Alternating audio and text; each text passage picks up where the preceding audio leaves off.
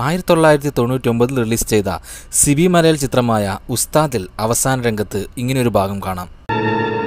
ഈ വിരൽ ഈ ബട്ടണിൽ അമരുമ്പോൾ അത് സംഭവിക്കും. വില്ലന്റെ കയ്യിലുള്ളത് ഒരു കാൽക്കുലേറ്റർ ആണെന്ന് വ്യക്തമായിട്ട് കാണാവുന്ന ഒന്നാണ്. കാൽക്കുലേറ്റർ ഉപയോഗിച്ച് ബോംബ് പൊട്ടിക്കുന്ന ഒരു ടെക്നോളജിയാണ് ഇവിടെ കാണിച്ചിരിക്കുന്നത്. 2001 റിലീസ് ചെയ്ത പ്രജ എന്ന ജോഷി ചിത്രത്തിന്റെ അവസാന ഭാഗത്ത് മോഹൻലാൽ വില്ലന്മാരെ എല്ലാവരെയും കെട്ടിവെച്ച് ഒരു ബോംബ് സെറ്റ് ചെയ്യുന്നു. ഇതിൽ റിമോട്ടല്ല വിഷയം.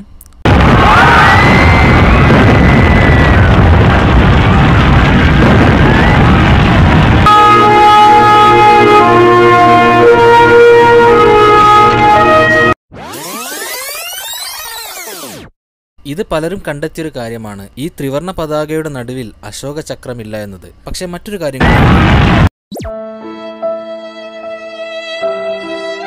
അവസാന രംഗത്ത് 3 ഡമ്മികളെ കെട്ടിവെച്ച് പൊട്ടിത്തെറിപ്പിക്കുന്നത് വ്യക്തമായി കാണാം.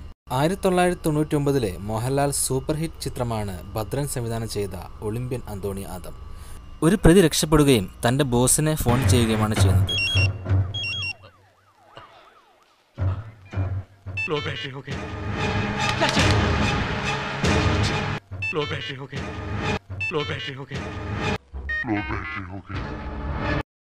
ആ സമയത്ത് ബോസിന്റെ കയ്യിലുള്ള ഫോണിൽ ലോ ബാറ്ററി എന്ന് എഴുതി കാണിക്കുന്നുമുണ്ട്.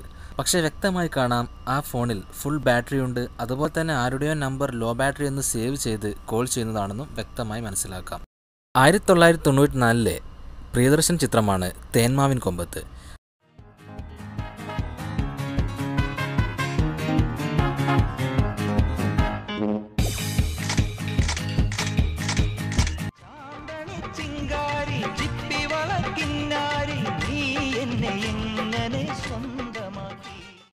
ഈ പാട്ട് രംഗത്തിൽ ഒരു ബ്ലാക്ക് ചെക്ക് ഷർട്ടും അതുപോലെ തന്നെ ചുമലിൽ ഒരു തോർത്തും കാണാം. ഒരൊറ്റ സെക്കൻഡ് കൊണ്ട് ആ കറുത്ത ഷർട്ടിലെ ചെക്സ് മാഞ്ഞു പോകുന്നു, തോർത്തും അപ്രത്യക്ഷമാകുന്നു.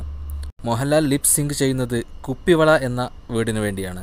പക്ഷെ പാട്ട് കേൾക്കുന്നത് ചിപ്പിവള എന്നുമാണ്.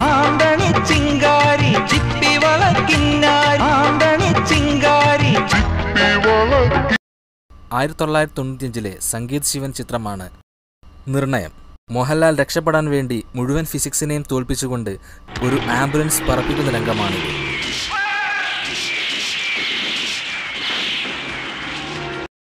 ഇത്രയും ചെറിയൊരു ഹമ്പ് ചാടുമ്പോഴാണ് ഇത്രയും ഉയരത്തിൽ ഈ ആംബുലൻസ് പറക്കുന്നത്.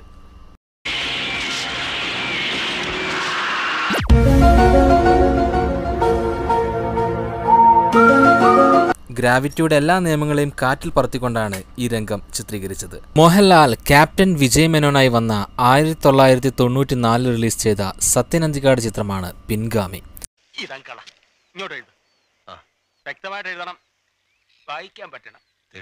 മോഹൻലാൽ എഴുതുന്നത് ജഗതിയുടെ നെഞ്ചത്താണെന്ന് വ്യക്തമായി മനസ്സിലാക്കാം.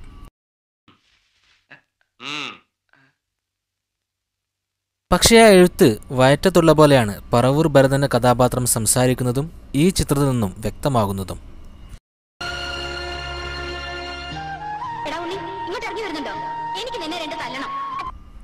ചെറുപ്പകാലത്താണ് ഈ സീനിൽ മരത്തിന് മുകളിൽ കയറി നിൽക്കുന്നത്. ചിത്രത്തിൽ മോഹൻലാൽ 26 വയസ്സുകാരനായിട്ടാണ് അഭിനയിക്കുന്നത്. ഈ 26-ാം വയസ്സിൽ നിനക്ക് ഈ വീട്ടിൽ പെട്ടെന്ന് അനാഥത്വം തോന്നി.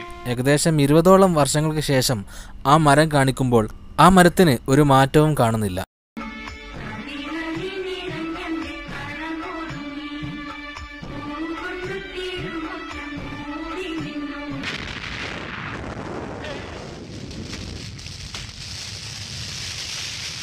വില്ലനെ ഭയപ്പെടുത്താൻ വേണ്ടി ഒരു ബോംബ് പൊട്ടിക്കുന്ന രംഗത്തിൽ പക്ഷേ ഭയപ്പെടുന്നത് നായകൻ തന്നെയാണെന്ന് വ്യക്തമായി മനസ്സിലാക്കാം. 1997 റിലീസ് ചെയ്ത പ്രിയദർശൻ ചിത്രമാണ് ചന്ദ്രലേഖ.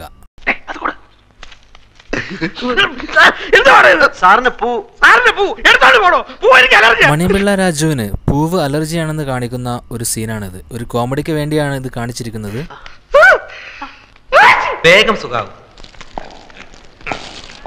പക്ഷേ മറ്റൊരു സീനിൽ ഇതേ മണിപിള്ള രാജു ഒരു പൂവും കൊണ്ടുവരുന്നതായി കാണാം. കോമഡിക്ക് വേണ്ടി എഴുതിയ സീൻ പിന്നീട് മറന്നുപോയതായിരിക്കാം. 1993 റിലീസ് ചെയ്ത സംഗീത് ശിവൻ ചിത്രമാണ് ഗാന്ധർവം. ചിത്രത്തിന്റെ അവസാന ഭാഗത്ത് ഇങ്ങനൊരു രംഗം കാണാം.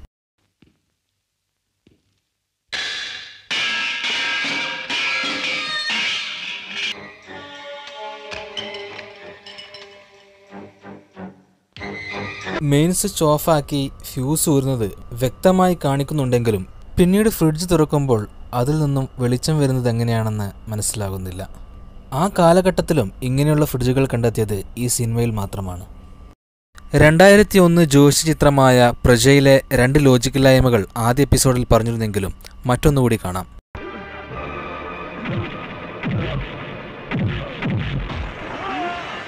മോഹൻലാൽ വില്ലനെ അടിച്ച് പുറത്തേക്ക് എറിയുകയാണ്.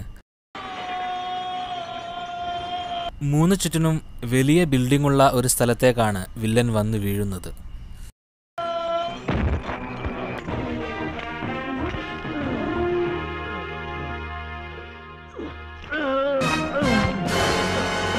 പക്ഷേ വില്ലനെ കാലുകൊണ്ട് മറിച്ചിടുമ്പോഴേക്കും ആ സ്ഥലമാകെ മാറിപ്പോയി ഒരു കടൽ തീരമായി മാറുന്നു. 2004 റിലീസ് ചെയ്ത ഫാസിൽ ചിത്രമാണ് വിസ്മയത്തുമ്പത്ത്. ചിത്രം പറയുന്നത് ഒരു ഫാന്റസി കഥയാണെങ്കിലും ഈ രംഗമൊന്ന് സൂക്ഷിച്ചു നോക്കൂ.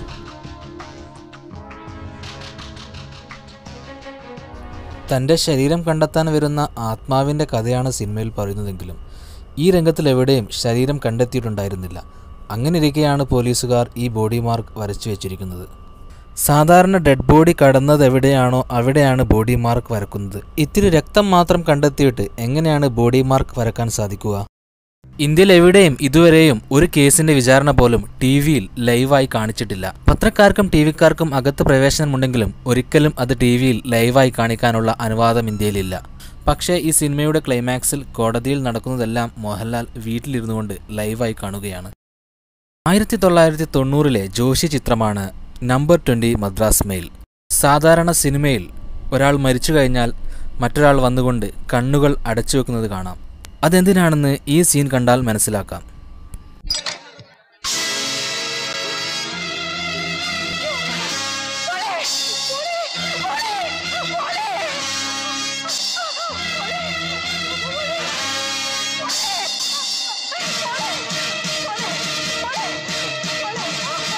മരിച്ചു കിടക്കുന്നതായി അഭിനയിക്കുന്ന നായിക സുചിത്ര മുരളി പല സമയത്തും പലയിടങ്ങളിലേക്കാണ് നോക്കുന്നത്. മരണശേഷം ഒരിക്കലും തന്നെ കണ്ണിൻ്റെ കൃഷ്ണമണി അനങ്ങുകയില്ല. 2001 ജോഷി സംവിധാനം ചെയ്ത മമ്മൂട്ടി ചിത്രമാണ് ദുബായ്.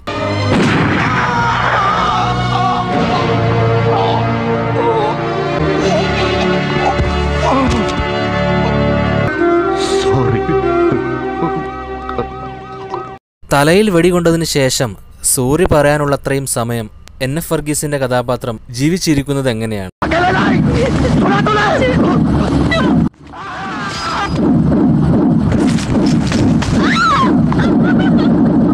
നിലത്ത് നിൽക്കുന്ന ആളുടെ തലയിൽ തട്ടും വിധം ഒരിക്കലും തന്നെ ഹെലികോപ്റ്ററിന്റെ ഫാൻ വരികയില്ല. അങ്ങനെയാണെങ്കിൽ പിന്നെ എങ്ങനെയായിരിക്കും ഹെലികോപ്റ്ററിൽ കയറുകയും ഇറങ്ങുകയും ചെയ്യുക? മുമ്പത്തെ സീനിൽ ഹെലികോപ്റ്ററിന്റെ അടുത്ത് നിൽക്കുന്ന മമ്മൂട്ടിയുടെ തലയല്ലേ അങ്ങനെയാണെങ്കിൽ ആദ്യം പോകേണ്ടത്? ഹെലികോപ്റ്റർ ഭൂമി തുരന്ന് താഴേക്ക് പോയാൽ മാത്രമേ ഇത് സംഭവിക്കുകയുള്ളൂ. 2017 അജയ് വാസ്തേവ് സംവിധാനം ചെയ്ത മമ്മൂട്ടി ചിത്രമാണ് മാസ്റ്റർ പീസ്. മുകേഷിന്റെ കഥാപാത്രം എഡ്വേർഡ് ലിവിങ്സ്റ്റൺ എന്ന് സെർച്ച് ചെയ്യുമ്പോൾ വിക്കിപീഡിയയിൽ ഗൂഗിൾ കാണിക്കുന്നത് എഡ്വേർഡ് ലിവിങ്സ്റ്റൺ ആരാണെന്നും അയാളെക്കുറിച്ചുള്ള കഥയുമാണ്. Or a special investigation officer from the Central Force. Anto Anthony IPS. പിന്നീടാണ് അറിഞ്ഞത് മമ്മൂട്ടി ആന്റോ ആന്റണി IPS ആണെന്ന്. അപ്പോൾ പിന്നെ ഗൂഗിൾ സെർച്ച് ചെയ്ത് കാണിച്ചത് ആരെക്കുറിച്ചാണ്? ഉണ്ണി മുകുന്ദന്റെയും ഷാജോണിന്റെയും പോലീസ് കഥാപാത്രങ്ങൾ അവർ ഒറ്റയ്ക്കുള്ള സമയത്തും കൊലപാതകത്തെക്കുറിച്ചും കൊലപാതകയെ കണ്ടെത്തേണ്ടതിനെക്കുറിച്ചും സംസാരിക്കുന്നുണ്ട്. സത്യത്തിൽ അവർ രണ്ടുപേരും തന്നെയാണല്ലോ കൊല ചെയ്തത്. പിന്നീട് എന്തിനു വേണ്ടിയാണ് അവർ ഇങ്ങനെ സംസാരിക്കുന്നത്? 1995 റിലീസ് ചെയ്ത ഷാജി കൈലാസ് ചിത്രമാണ് the king. I said take your hands off him, you fool! You!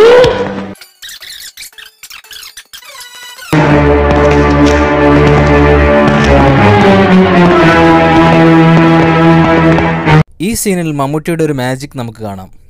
വ്യക്തമായി കാണാം മമ്മൂട്ടി ഒരു കറുത്ത നിറമുള്ള പാൻസാണ് ഇട്ടിരിക്കുന്നത്. പക്ഷെ സംസാരിച്ചു കൊണ്ടിരിക്കുമ്പോൾ തന്നെ 2 സെക്കൻഡ് കൊണ്ട് പാൻസ് മാറി ഒരു വെള്ള നിറത്തിലുള്ള മുണ്ടായി മാറുന്നു.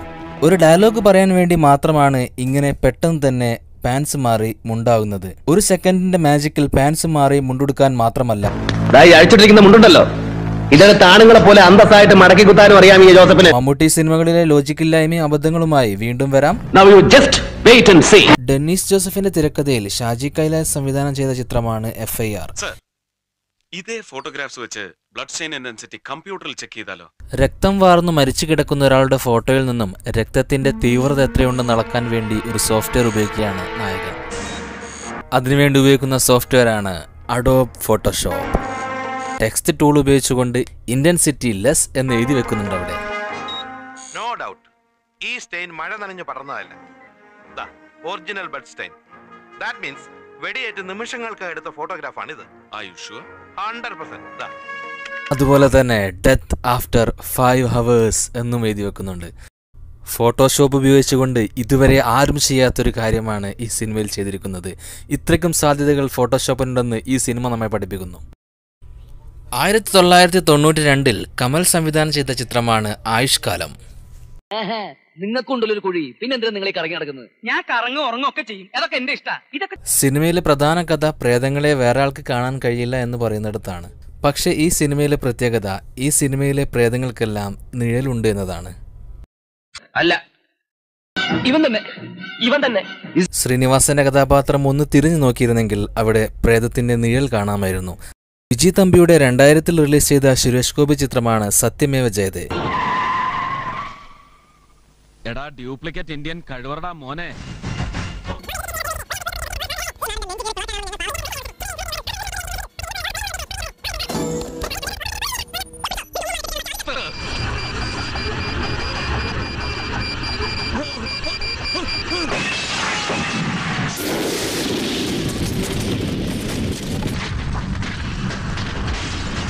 കാറിന്റെ വളരെ അടുത്ത് കൊണ്ടുപോയിട്ടാണ് ആദ്യം ബുള്ളറ്റ് നിർത്തുന്നത്. പിന്നീട് സംസാരിക്കുന്നതിനിടയിൽ ബുള്ളറ്റിന്റെ ദൂരം കുറച്ചുകൂടി ബാക്കോട്ട് പോകുന്നു. പക്ഷെ ബോംബ് പൊട്ടിത്തെറിക്കുമ്പോഴേക്കും ബുള്ളറ്റ് വളരെയധികം ദൂരത്തേക്ക് എത്തിയിരുന്നു. നിന്ന നിൽപ്പിൽ സ്ഥലം മാറാനുള്ള സുരേഷ് ഗോപിയുടെ പ്രത്യേക കഴിവാണ് ഈ സിനിമയിൽ കാണുന്നത്. 1993 റിലീസ് ചെയ്ത സിബി മലയാൾ ചിത്രമാണ് മായാമയൂരം. ಓಕೆ, ಮುಂದೆ ಜಯನಗರ್ ಹೋಗಿ ಆಮೇಲೆ ಇವ್ರನ್ನು ಬೆಸಂಗುಡಿ ನೆಲ್ಲಿ ಬಿಟ್ಬಿಡು. ಆಗಿಲ್ಲಮ್ಮ.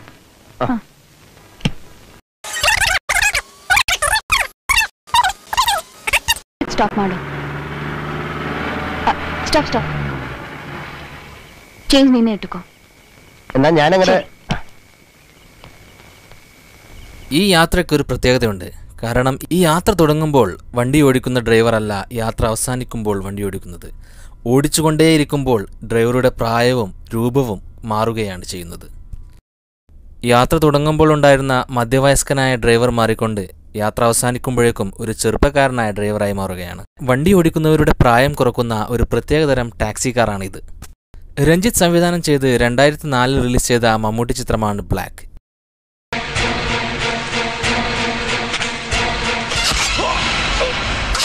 എവിടെയാണ് കുത്തുന്നതെന്ന് കാണിക്കുന്നില്ലെങ്കിലും നെഞ്ചത്തല്ല എന്ന് ഉറപ്പാണ്. കാരണം നെഞ്ചിന്റെ ഭാഗം നമുക്ക് കാണാം. പക്ഷെ പിന്നീട് മമ്മൂട്ടി വന്ന് നോക്കുമ്പോഴേക്കും ആ കുത്ത് നെഞ്ചത്താണ്. ആ കുത്ത് മാറിക്കൊണ്ടു അഥവാ മാറിക്കൊണ്ട കുത്ത്. 1999 റിലീസ് ചെയ്ത മമ്മൂട്ടിയുടെ പൊളിറ്റിക്കൽ ക്രൈം ചിത്രമാണ് സ്റ്റാലിൻ ശിവദാസ്. ഈ ചിത്രത്തിലെ ക്ലൈമാക്സിലെ ഒരു രംഗമാണിത്.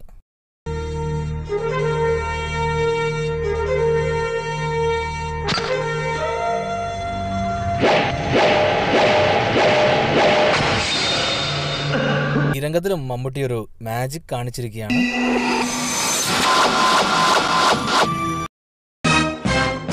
ആ വടിയുടെ അഗ്രഭാഗം ഒന്ന് സൂക്ഷിച്ചു നോക്കൂ. എറിഞ്ഞതിന് ശേഷം വായുവിലൂടെ സഞ്ചരിക്കുമ്പോൾ ആ വടിയുടെ അഗ്രഭാഗം മുനയുള്ളതായി മാറുകയാണ് സുഹൃത്തുക്കളെ. 93 റിലീസ് ചെയ്ത മമ്മൂട്ടിയുടെ മറ്റൊരു ചിത്രമാണ് ധ്രുവം.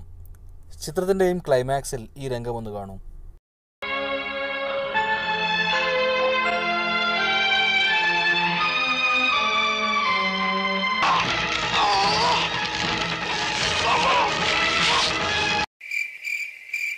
വെപ്പുകാലാടുന്ന ആട്ടമാണത്. 89 മമ്മൂട്ടിയുടെ മറ്റൊരു ക്ലാസിക് ചിത്രം വടക്കൻ വീരഗാഥ. സിനിമയിലെ പ്രധാന കഥാപാത്രങ്ങളായി ചന്തുവും ഉണ്ണിയാർച്ചയും. അവരുടെ ചെറുപ്പകാലം അഭിനയിച്ചിരിക്കുന്നത് വിനീതും ജോമോളുമാണ്. അവർ വലുതാകുമ്പോൾ മമ്മൂട്ടിയും മാധവിയുമാണ് ഈ റോളുകൾ ചെയ്യുന്നത്. ഒരു മനുഷ്യന്റെ കണ്ണ് ജനിച്ചിരിക്കുമ്പോൾ എങ്ങനെയായിരിക്കുമോ മരണം വരെ അതങ്ങനെ തന്നെയായിരിക്കും. ചന്തുവിന്റെ ചെറുപ്പകാലം അഭിനയിച്ച വിനീതിന് പൂച്ചക്കണ്ണാണ്, പക്ഷേ വലുതാകുമ്പോൾ മമ്മൂട്ടിക്ക് പൂച്ചക്കണ്ണില്ല. ഉണ്ണിയാർച്ചയുടെ ചെറുപ്പകാലം അഭിനയിച്ച ജോമോളിന് പൂച്ചക്കണ്ണില്ല. പക്ഷേ വലുതാകുമ്പോൾ മാധവിയുടെ കണ്ണുകൾ പൂച്ചക്കണ്ണാണ്. അഗാധമായ സ്നേഹത്തിൽ അവർ പരസ്പരം കണ്ണുകളും കൈമാറിയതായിരിക്കാം. 1997 റിലീസ് ചെയ്ത മുകേഷിന്റെ ഒരു കോമഡി ചിത്രമാണ് മന്നാടിയാർ പെണ്ണിന് ചെങ്കോട്ടച്ചക്കൻ എന്ന ചിത്രം. ഈ തീറ്റ ഗുണ്ടിന് ഉറക്കമില്ലേ?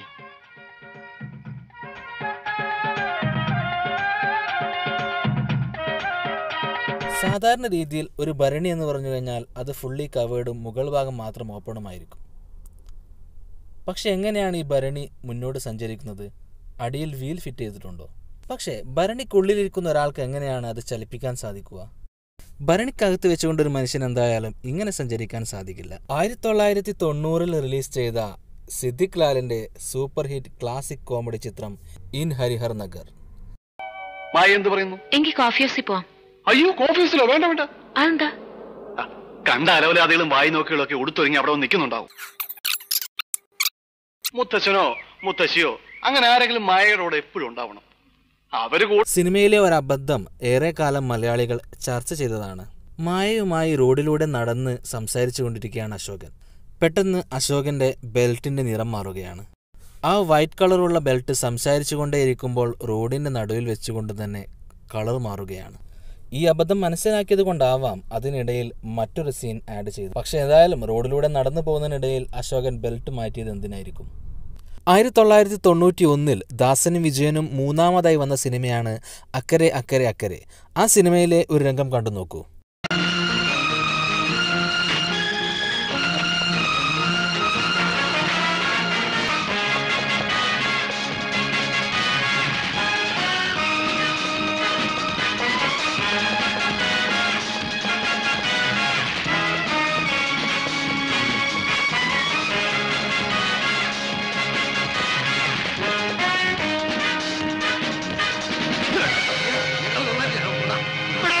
ഓടുന്നതിനിടയിൽ ഒരു സൈഡിൽ നിന്നും നോക്കുമ്പോൾ ശ്രീനിവാസൻ ധരിച്ചിരിക്കുന്നത് കറുത്ത ഷൂ ആണ്.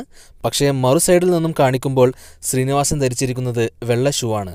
അതുകൊണ്ട് തന്നെ ഓടുന്നതിനിടയിൽ ശ്രീനിവാസന്റെ ഷൂവിന്റെ നിറം മാറിക്കൊണ്ടേയിരിക്കുകയാണ്. സിബിൻ എന്ന സബ്സ്ക്രൈബറാണ് ഈ മിസ്റ്റേക്കിനെ കുറിച്ച് പറഞ്ഞത്. ഇതാണ് കണ്ടിന്യൂറ്റി മിസ്റ്റേക്ക്. ഒരാംഗിളിൽ നിന്നുള്ള ഷോട്ടുകൾ എടുത്തതിന് ശേഷം പിന്നീട് ദിവസങ്ങൾക്കോ മാസങ്ങൾക്കോ ശേഷമായിരിക്കാം മറ്റൊരു ആംഗിളിൽ നിന്നുള്ള ഷോട്ട് എടുക്കുന്നത്. ആ സമയത്ത് അദ്ദേഹം ധരിച്ചിരുന്ന ഷൂ മാറിപ്പോയതുകൊണ്ടാണ് ഇങ്ങനെ സംഭവിക്കുന്നത്. എന്നാൽ ലോജിക് മിസ്റ്റേക്കുകൾ എന്താണെന്ന് ഇതേ സിനിമയിൽ തന്നെ കാണിക്കുന്നുണ്ട്.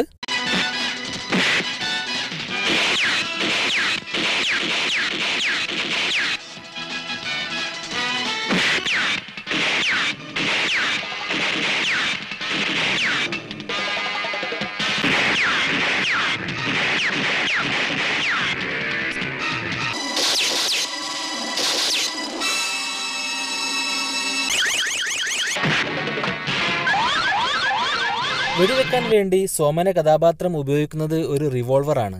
അതിലാകെ 6-7 ബുള്ളറ്റുകൾ മാത്രമേ ഉണ്ടാവുകയുള്ളൂ. ഒരു പ്രാവശ്യം പോലും റിവോൾവറിൽ ബുള്ളറ്റ് നിറക്കുന്നത് കാണിക്കുന്നില്ല. തുരുതുരാ വെടിവെച്ചുകൊണ്ടിരിക്കുകയാണ് ആ ഒറ്റ റിവോൾവർ വെച്ചുകൊണ്ട്. അതെങ്ങനെയാണ് സാധിക്കുന്നത്? അതൊരു ലോജിക് മിസ്റ്റേക്കാണ്. 2001 റിലീസ് ചെയ്ത ദിലീപ് ചിത്രമാണ് ദോസ്ത്.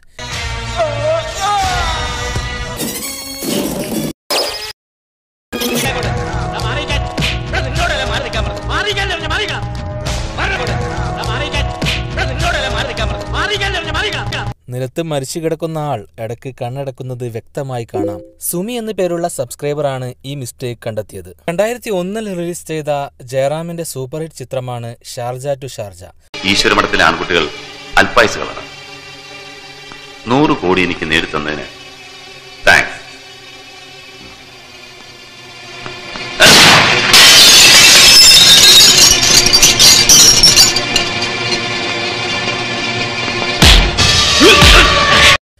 ജയറാമിനോട് നേർക്കുനേർ സംസാരിച്ചു കൊണ്ടിരിക്കുകയാണ് വില്ലൻ. പെട്ടെന്ന് തിരിഞ്ഞ് വെടിവെക്കുമ്പോഴാണ് ആ നിൽക്കുന്നത് ഒരു കണ്ണാടി മാത്രമാണെന്നും അതിൽ കാണുന്നത് നായകന്റെ പ്രതിബിംബമാണെന്നും മനസ്സിലാവുന്നത്. അതൊരു കണ്ണാടിയാണെന്ന് മനസ്സിലാക്കാൻ കഴിയാതെയാണോ ഇത്ര നേരം അയാൾ സംസാരിച്ചത്? അതുപോലെ തന്നെ കണ്ണാടിയുടെ പിന്നിൽ നിന്നുള്ള ദൃശ്യവും കാണിക്കുന്നുണ്ട്. ഇത്ര നേരം താൻ സംസാരിക്കുന്നത് ഒരു കണ്ണാടിയോടാണെന്ന് മനസ്സിലാക്കാൻ കഴിയാത്തത്രയും ബുദ്ധിയില്ലാത്ത മണ്ടനാണോ നമ്മുടെ വില്ലൻ? 2020 സിദ്ദിഖ് സംവിധാനം ചെയ്ത ചിത്രമാണ് ബിഗ് ബ്രദർ. ചിത്രത്തിൽ മോഹൻലാലിന്റെ കഥാപാത്രത്തിന് ഒരു പ്രത്യേകതയുണ്ട്. എനിക്ക് ഇരുട്ടിലും കാണാൻ കഴിയുമെന്ന് മനസ്സിലാക്കിയ ജയിൽ അധികൃതർ എന്നെ ആ വഴിക്ക് ഉപയോഗിക്കാൻ തുടങ്ങി. എനിക്ക് ഇരുട്ടിലും കാണാൻ കഴിയും. ഒരിക്കലും തന്നെ ഒരു സാധാരണ മനുഷ്യന് ഇങ്ങനെ ഇരുട്ടത്ത് കണ്ണ് കാണില്ല. സിനിമ പറയുന്നത് ഒരു സാധാരണക്കാരന്റെ കഥയാണ്. അങ്ങനെയാകുമ്പോൾ ഒരിക്കലും തന്നെ ഈ ശക്തിക്ക് ഈ കഥാ അന്തരീക്ഷത്തിൽ ലോജിക്കില്ല. ഹോളിവുഡ് സിനിമകളിൽ കാണിക്കുമ്പോൾ ആഹാ എന്നും മലയാളത്തിൽ കാണിച്ചാൽ ഏഹേ എന്നും പറയുന്നതായി ചിലർ കമന്റ് ചെയ്തേക്കാം. ഹോളിവുഡ് സിനിമകൾ കാണിക്കുന്നത് സൂപ്പർ ഹീറോ സിനിമകളായിരിക്കും. അങ്ങനെയുള്ള സിനിമകളിൽ കഥയുടെ അന്തരീക്ഷം തന്നെ ഒരു അമാനുഷിക ശക്തിയുള്ള മനുഷ്യന്റെ കഥയാണ്. ചിലന്തി മനുഷ്യനെ പോലെയോ വവ്വാൽ മനുഷ്യനെ പോലെയോ മലയാളത്തിൽ മൂങ്ങ മനുഷ്യൻ എന്ന പേരിൽ ഒരു സൂപ്പർ ഹീറോ ചിത്രമല്ല ബിഗ് ബ്രദർ. അങ്ങനെയാകുമ്പോൾ ഒരിക്കലും തന്നെ ഒരു സാധാരണക്കാരന് ഇങ്ങനെയൊരു കഴിവുണ്ടാകില്ല. 2002 ദിലീപിന്റെ സൂപ്പർ ഹിറ്റ് ചിത്രം കല്യാണരാമൻ റിലീസ് ചെയ്യുന്നത്. എന്റെ ഗൗരിക്കുട്ടിയെ എനിക്ക് തിരിച്ച്. സിനിമ ആരംഭിക്കുന്നത് തന്നെ വൃദ്ധനായ ദിലീപ് കഥ പറയുന്നിടത്താണ്. ആ സമയം ദിലീപിന് 60-70 വയസ്സുണ്ടായേക്കാം. പക്ഷെ കഥയിൽ കാണിക്കുന്ന ദിലീപിന് 20-30 വയസ്സിനിടയിൽ മാത്രമാണ് പ്രായം. എങ്ങനെ പോയാലും അയാൾ പറയുന്ന കഥ 30 വർഷം മുമ്പത്തേതായിരിക്കും. പക്ഷേ സിനിമയിൽ കാണിച്ചിരിക്കുന്ന രംഗങ്ങളിലെ എല്ലാം തന്നെ 2002 കാലഘട്ടത്തിൽ തന്നെയാണ്. സിനിമയിൽ കാണിച്ചിരിക്കുന്ന വാഹനങ്ങൾ, കെട്ടിടങ്ങൾ, വസ്ത്രരീതി എല്ലാം തന്നെ 2002 തന്നെയാണ്. ചിത്രത്തിൽ 1999 ഓപ്പൺ ചെയ്ത നെടുമ്പാശ്ശേരി എയർപോർട്ടും കാണിക്കുന്നുണ്ട്. അതുപോലെ തന്നെ ഒരിടത്ത് സലീം കുമാർ ഒരു ഡയലോഗ് പറയുന്നു. പെട്രോൾ ഇങ്ങനെ കത്തിച്ചളയുന്നില്ല, എനിക്ക് നല്ല വിഷമുണ്ട്. പെട്രോളിന് 2002-03 കാലഘട്ടങ്ങളിലാണ് ഇന്ത്യയിൽ പെട്രോൾ വില 30 രൂപയ്ക്ക് അടുത്തെത്തുന്നത്. അതായത് അപ്പോൾ കഥ കാണിക്കുന്നത് ഏതായാലും 2002 കാലഘട്ടം തന്നെയാണ്.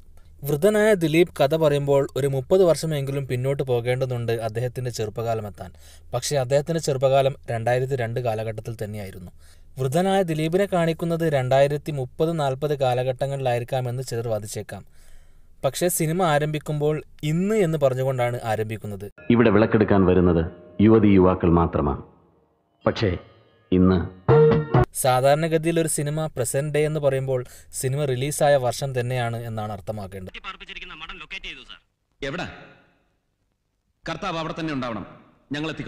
കഴിഞ്ഞ എപ്പിസോഡിൽ ചോദിച്ചത് ഈ സീനിനെ കുറിച്ചായിരുന്നു. ഫോണിൽ സുരേഷ് ഗോപി സുരേഷ് ഗോപി സംസാരിക്കുന്നത് എപ്പോൾ എന്നാണ്, പക്ഷേ ഡബ് ചെയ്തിരിക്കുന്നത് എവിടെയെന്നുമാണ്. ഇക്കാര്യം ആദ്യമായി കമന്റ് ചെയ്തത് സൗമ്യ സണ്ണി എന്ന സബ്സ്ക്രൈബർ ആണ്. പക്ഷെ അതിൽ മറ്റൊരു മിസ്റ്റേക്ക് കൂടിയുണ്ട്. സുരേഷ് ഗോപിയോട് ആദ്യം പറയുന്ന കാര്യം നാം കേൾക്കുന്നുണ്ട്, രണ്ടാമത് പറയുന്ന കാര്യം നാം കേൾക്കുന്നില്ല താനും. ഇക്കാര്യം പറഞ്ഞത് അഭയ് എന്ന സബ്സ്ക്രൈബർ ആണ്. മലയാളത്തിലെ എക്കാലത്തെ മികച്ച സൈക്കോളജിക്കൽ ഹൊറർ ചിത്രമാണ് മണിച്ചിത്രത്താഴ്. 1993 ഫാസിലാണ് ഈ ചിത്രം സംവിധാനം ചെയ്തത്. എത്രയും പെട്ടെന്ന് ഇവരെയൊക്കെ ഇവിടുന്ന് പറഞ്ഞയക്കാൻ. ഇങ്ങനെയുള്ളവരായി കള്ളക്കഥകളൊക്കെ ഉണ്ടാക്കുന്നത്. മാടമ്പള്ളി യക്ഷിയുണ്ട്, ചാത്തനുണ്ട്, മാടനുണ്ട്, ഭൂതം. ഇവയെല്ലാം ചെയ്യുന്നത് ഗംഗയാണെന്നാണല്ലോ മോഹൻലാൽ അവസാനം പറഞ്ഞത്.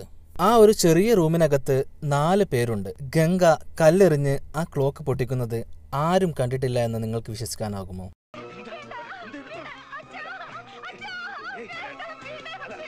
ഇതേ കാര്യം തന്നെ ക്ലൈമാക്സിലേക്ക് അടുക്കുമ്പോൾ വീണ്ടും കാണിക്കുന്നുണ്ട്.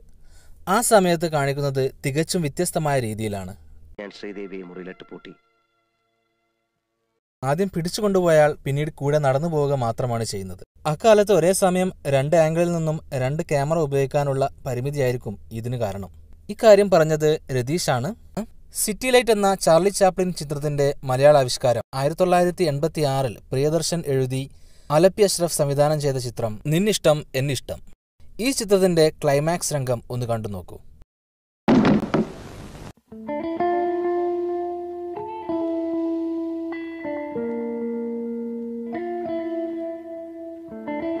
മോഹഭംഗ മനസ്സിലെ ശാപ പങ്കില നടകളിൽ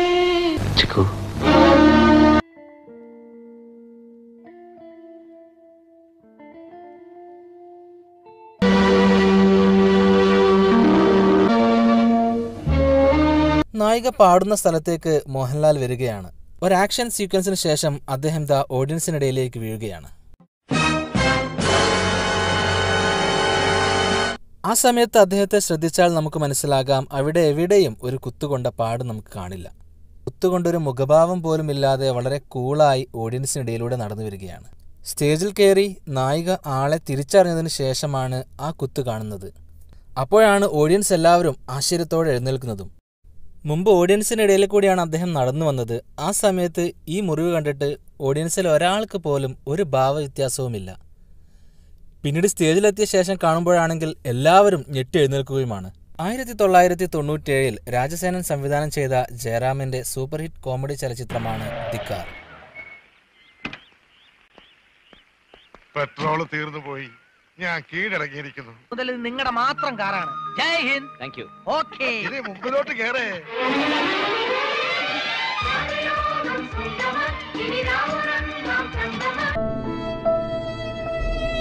പെട്രോൾ തീർന്നു പോയി. പെട്രോൾ ഇല്ലാത്ത കാറിലേക്കാണ് അവർ ഓടിപ്പിടിച്ച് കയറുന്നതും പുറപ്പെടാൻ പോകുന്നതും. ശരത്താണ് ഈ കാര്യം കമന്റ് ചെയ്തത്. 1990 സിദ്ദിഖ് ലാൽ സംവിധാനം ചെയ്ത മലയാളത്തിന്റെ ക്ലാസിക് ചിത്രമാണ് ഇൻ ഹരിഹർ നഗർ. സിനിമയിലെ ഒരു അബദ്ധത്തെക്കുറിച്ച് നാം ആദ്യം സംസാരിച്ചിരുന്നു. ഇതിൽ നാം സംസാരിക്കാൻ പോകുന്നത് ആ സിനിമയുടെ തിരക്കഥയിലെ ഒരു ലോജിക്കില്ലായ്മയെക്കുറിച്ചാണ്. സിനിമ കണ്ടവർക്കറിയാം സേതുമാധവന് എന്താണ് സംഭവിച്ചതെന്നറിയാൻ വേണ്ടിയാണ് മായ ആ നാട്ടിലേക്ക് വരുന്നത്. ആൻഡ്രൂസിന്റെ അപ്പച്ചന്റെ കഥയും തീർത്തിട്ടാ ഹോനായി ബോംബെയിലേക്ക് വന്നത്. അവിടുന്ന് ഇതിന്റെയൊക്കെ ആരംഭം. സിസ്റ്റർ ആനിൽ നിന്നുമാണ് ആൻഡ്രൂസിനെ കുറിച്ചുള്ള വിവരങ്ങൾ മായ അറിയുന്നത്. ആൻഡ്രൂസിന് ബോംബെയിൽ എന്താണ് സംഭവിച്ചതെന്ന് സേതുമാധവൻ വന്ന് പറയുമ്പോഴാണ് ആനി അറിയുന്നതും ആനി അറിഞ്ഞ കാര്യങ്ങളാണ് പിന്നീട് മായയോട് പറയുന്നതും. ആനി അവസാനമായി സേതുമാധവനെ കാണുന്നത് സേതുമാധവൻ ജോൺ ഹോനായിയെ കാണാൻ വേണ്ടി ബോംബെയിലേക്ക് തിരിക്കുന്നിടത്താണ്. ഞാനിപ്പോ പോകുന്ന അവന്റെ അടുത്തേക്കാ. ഒന്നുകിൽ ഞാൻ അല്ലെങ്കിൽ അവൻ. അതിനുശേഷം സേതുമാധവന് എന്താണ് സംഭവിച്ചതെന്ന് സിസ്റ്റർ ആനി അറിഞ്ഞതെങ്ങനെയാണ്? പെട്ടിയിൽ കല്ല് നിറച്ചു കൊണ്ടുപോയതും ശേഷം സംഭവിച്ച കാര്യങ്ങളെല്ലാം തന്നെ സിസ്റ്റർ ആനിക്ക് എങ്ങനെ അറിയാൻ സാധിക്കും? ജോൺ ഹോനായി ആയിരിക്കാം കൊന്നതെന്ന് ഊഹിക്കാമെന്നല്ലാതെ അവിടെ സംഭവിച്ച കാര്യങ്ങൾ ഓരോന്നും പറയാൻ എങ്ങനെയാണ് സിസ്റ്റർക്ക് സാധിക്കുക? 2004 കെ മധു സംവിധാനം ചെയ്ത ചിത്രമാണ് സേതുരാമയ്യർ CBI. വേറെ മാർഗമില്ലായിരുന്നു. ഞാനിത് ചെയ്തില്ലെങ്കിൽ ഇയാൾ നിങ്ങളെ കൊല്ലും. പേടിക്കണ്ട, എന്ത് വന്നാലും ഞാൻ മോശയെ കാട്ടിക്കൊടുക്കില്ല. മൂസിയുടെ മുഖത്ത് ഇടയ്ക്ക് രക്തം കാണാം, പിന്നീട് കാണുന്നില്ല, പിന്നീട് കാണാം, അങ്ങനെ മാറിക്കൊണ്ടേയിരിക്കുന്നു. ജനിൽ എന്ന സബ്സ്ക്രൈബറാണ് ഈ കാര്യം കമന്റ് ചെയ്തത്. ഏറ്റവും കൂടുതൽ പേർ കമന്റ് ചെയ്തൊരു കാര്യമാണ് 2005 ടൈഗർ എന്ന സിനിമയിലെ ക്ലൈമാക്സിലെ ഈ രംഗം.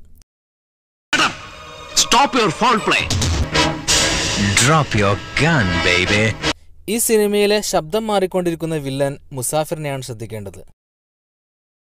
ഡിസ്റ്റിംഗ്വിഷ്ഡ് മെമ്പർ ഓഫ് രാജ്യസഭ, പിൻവാതിലൂടെ അധികാരം പിടിച്ചടക്കുന്ന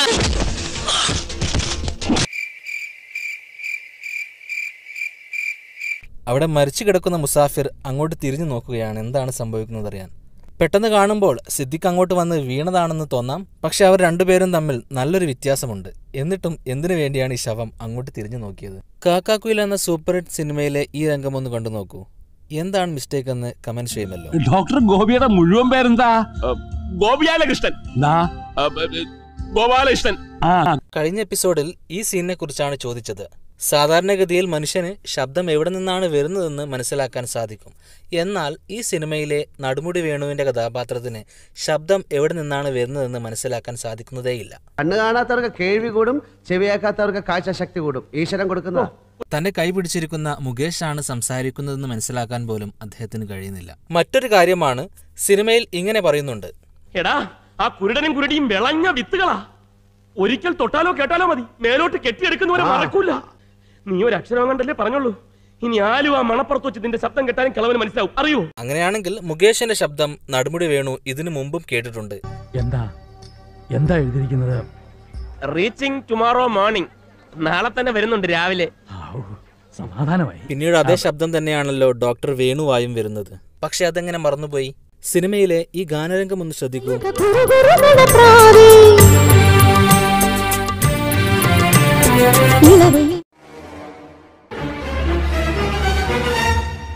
ഒരു ബാഗല്ലേ തന്നെ നേരെ വരുന്നത് എന്ന് കരുതി നടുമുടി വേണു മാറിക്കളയുന്നത് വ്യക്തമായി കാണാം.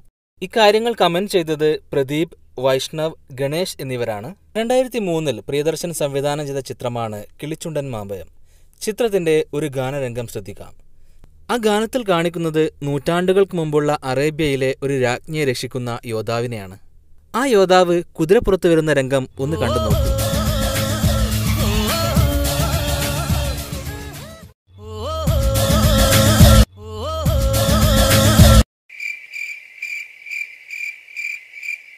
നൂറ്റാണ്ടുകൾക്ക് മുമ്പ് അതുവഴി അതാ ഒരു വൈദ്യുതി ലൈൻ കടന്നു പോകുന്നത് കാണാം. നൂറ്റാണ്ടുകൾക്ക് മുമ്പും അറേബ്യയിൽ വൈദ്യുതി ലൈനുകൾ ഉണ്ടായിരുന്നു സുഹൃത്തുക്കളെ. മലയാളികളെ ഏറെ പൊട്ടിച്ചിരിപ്പിച്ച 1997 അലി അക്ബർ ജി സംവിധാനം ചെയ്ത ചിത്രമാണ് ജൂനിയർ മാൻ. സിനിമയുടെ ക്ലൈമാക്സ് രംഗം നമുക്കൊന്ന് കണ്ടു നോക്കാം. സ്കൂൾ ബസ്സിന് മുകളിൽ വെച്ചിരിക്കുന്ന ബോംബ് എടുത്തു കളയാൻ പോവുകയാണ് നായകൻ.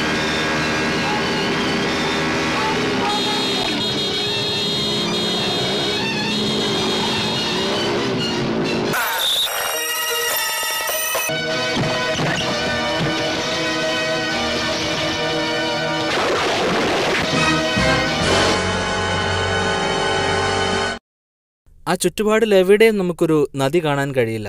എത്ര ദൂരം സഞ്ചരിച്ചായിരിക്കാം ഈ ബോംബ് നദിയിലെത്തിയത്? ഒരു മരത്തിനടുത്തേക്ക് എറിഞ്ഞ ബോംബ് എങ്ങനെയാണ് ഒരു പുഴയിലേക്ക് എത്തിച്ചേർന്നത്? ഇക്കാര്യം പറഞ്ഞത് SSKK വടകര എന്നയാളാണ്. മലയാളികൾക്ക് ഒരുപാട് ഇഷ്ടമുള്ള സിനിമയാണ് 1990 വേണു നാഗവള്ളി സംവിധാനം ചെയ്ത ഏയ് ഓട്ടോ എന്ന ചിത്രം.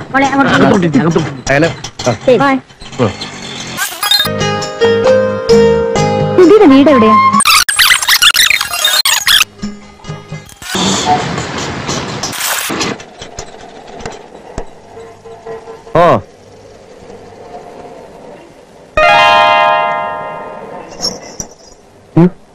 ഇതാ മീനാക്ഷിയമ്മയുടെ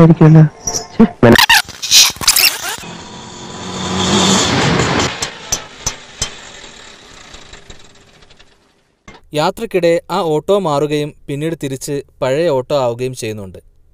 ആദ്യം കാണിക്കുന്ന രംഗത്തിൽ 2 സൈഡും ഇറങ്ങാൻ പറ്റുന്ന രീതിയിലാണ് ഓട്ടോ. അതായത് ഒരു ഇരുമ്പ് ബാർ വെച്ചുകൊണ്ട് ഒരു സൈഡ് അടച്ചിട്ടില്ല. പിന്നീട് പാദസരം കാണുന്ന സമയത്ത് അവിടെ ഒരു ഇരുമ്പ് ബാർ വരികയാണ്.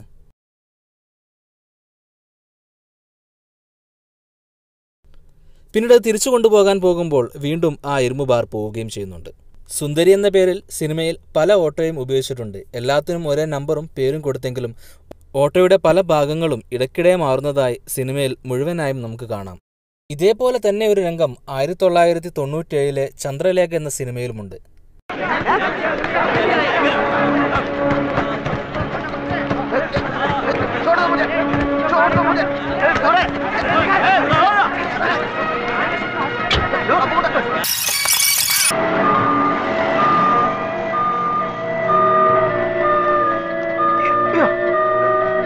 ഹോസ്പിറ്റലിലേക്ക് കയറ്റി അയക്കുമ്പോൾ കാണുന്ന ഓട്ടോയല്ല ഹോസ്പിറ്റലിൽ എത്തുമ്പോൾ കാണുന്നത്.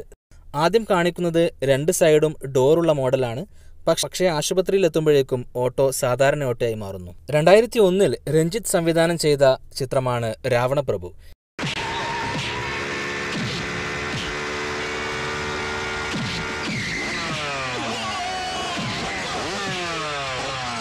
ബൈക്ക് ഓടിച്ചു വരുന്നയാൾ ആകെ മാറുകയാണ്. മറ്റാരോ ആണ് വീഴുന്നത്.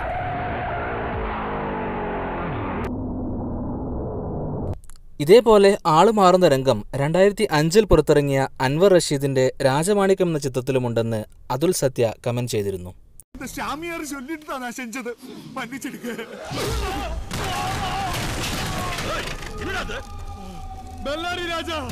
പക്ഷേ ഈ രംഗം കഥയിൽ രണ്ടും 2 സ്ഥലത്ത് നടക്കുന്നതായിട്ടാണ് കാണിക്കുന്നത്.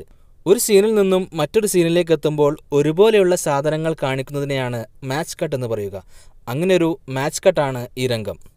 2007 അൻവർ റഷീദ് ചെയ്ത മറ്റൊരു ചിത്രമാണ് ഛോട്ടാ മുംബൈ. കിട്ടിയ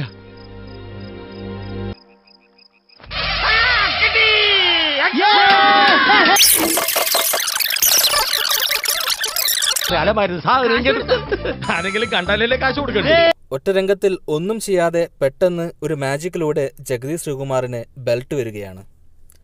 ഈ കാര്യം കമന്റ് ചെയ്തത് മൻസൂറാണ്. 2005 രഞ്ജി പണിക്കരുടെ സൂപ്പർ ഹിറ്റ് ചിത്രമാണ് ഭരത് ചന്ദ്രൻ IPS.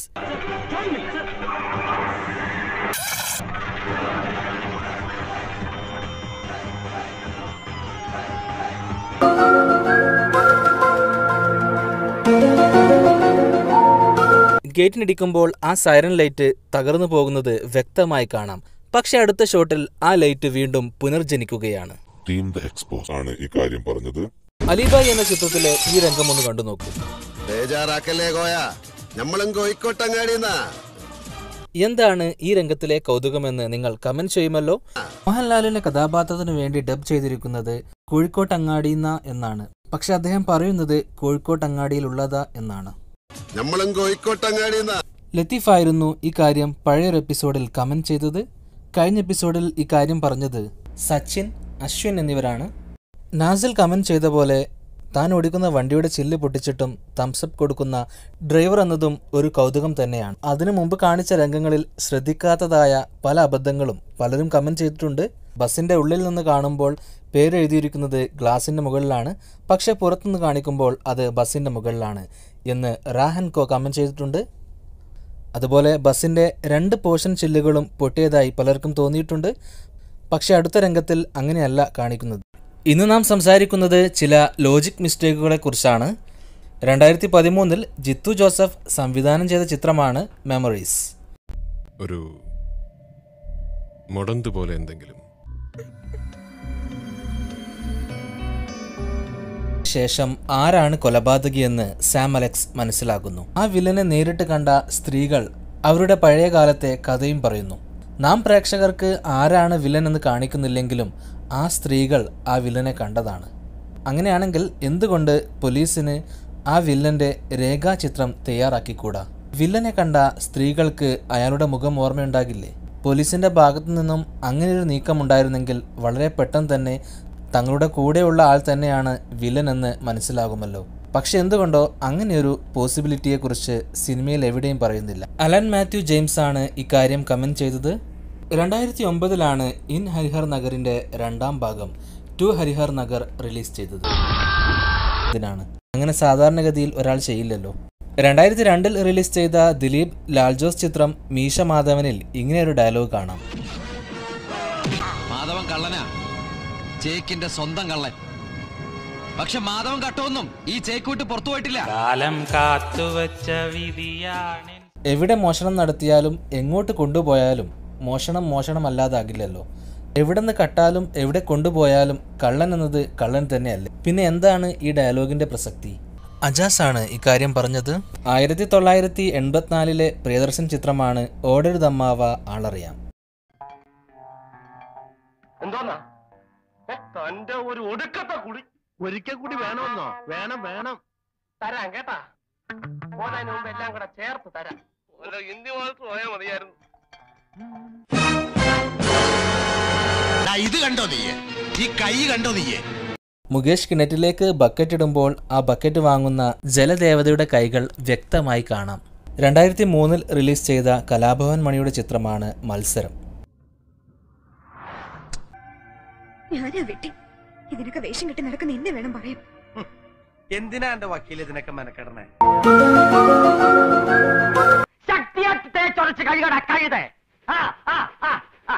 ആരായിരിക്കും ഓടിക്കൊണ്ടിരിക്കുന്ന കാറിന്റെ ഗ്ലാസ് വൃത്തിയായി കൊടുക്കുന്നത്?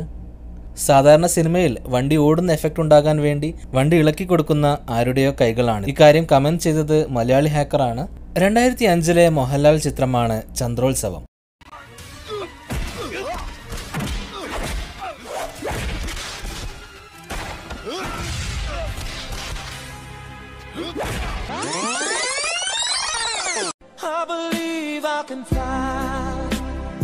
ഡ്യൂപ്പ് മറ്റൊരു സ്ഥലത്തേക്ക് ചാടുമ്പോൾ മോഹൻലാൽ വേറൊരു സ്ഥലത്തു നിന്നും എഴുന്നേറ്റ് വരുന്നത് വ്യക്തമായി കാണാം.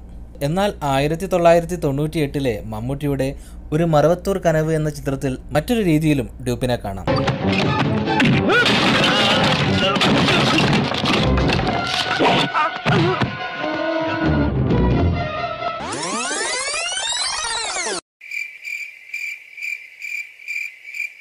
ഒറ്റ സെക്കൻഡ് കൊണ്ട് മമ്മൂട്ടിയുടെ തടി കുറഞ്ഞു പോവുകയും മുഖം മാറിപ്പോവുകയും ചെയ്യുകയാണ്. അതേ ഡൂപ്പിനെ വ്യക്തമായി കാണാവുന്നതാണ്. 97 മോഹൻലാൽ ചിത്രമാണ് Varnappakittu.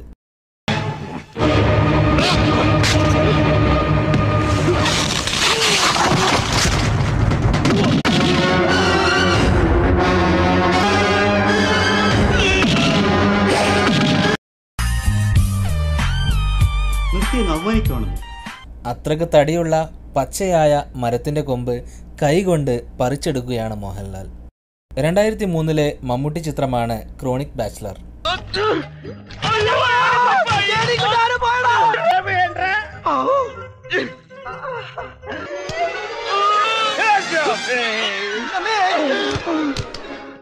Belly, belly, belly, belly.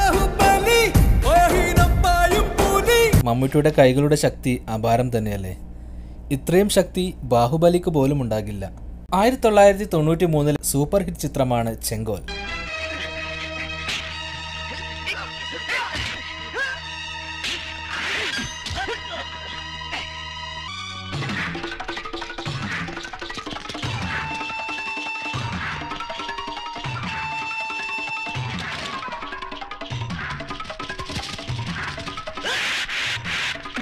ഓടുന്നതിനിടയിൽ പെട്ടെന്ന് രാത്രി രാവിലെയായി മാറുന്നു.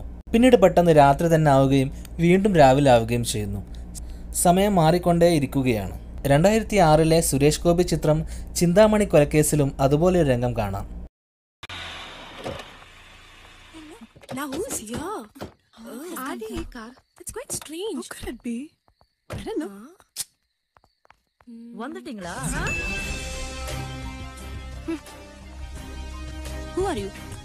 ഒരു സ്വിച്ച് ഇട്ട പോലെ പെട്ടെന്ന് തന്നെ രാത്രിയായി പോകുന്നു. 2009 പൃഥ്വിരാജ് ചിത്രം പുതിയ മുഖത്തിലെ ഒരു രംഗമാണിത്.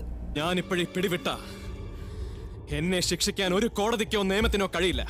ഞാനിപ്പോഴേ പിടിവിട്ടില്ലെങ്കിൽ ഞാൻ ഭിക്ഷ തരുന്ന ഈ ജീവിതം ഇന്ന് മുതൽ എന്റെ കൺമുമ്പിൽ ജീവിച്ചു തീർക്കുന്നേ.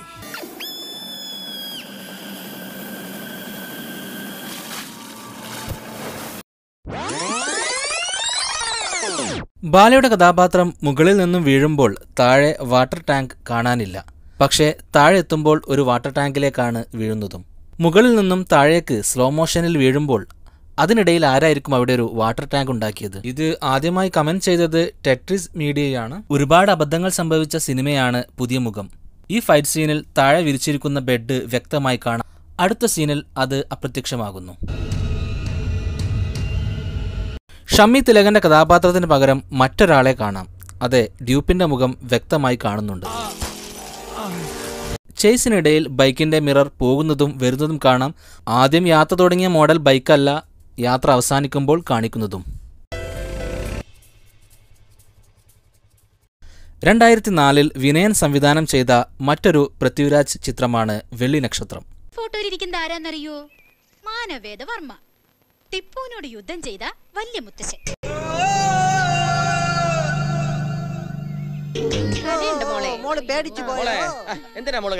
മുത്തശ്ശന്റെ ഫോട്ടോ താഴെ വീണ് പൊട്ടിയേന. ഒറ്റ സെക്കൻഡ് കൊണ്ട് വസ്ത്രം മാറുന്ന കിങ്ങിലെ മമ്മൂട്ടിയുടെ മാജിക് നാം കണ്ടതാണ്. അതുപോലൊരു മാജിക്കാണ് ഇവിടെ ബിന്ദു പണിക്കർ കാണിച്ചിരിക്കുന്നത്. സാരിയുടെ നിറം മാറുന്നു. അക്ഷയയാണ് ഈ കാര്യം കമന്റ് ചെയ്തത്. ഇതേ മാജിക് ബിന്ദു പണിക്കർ 1993 വാത്സല്യത്തിലും കാണിച്ചിട്ടുണ്ട്.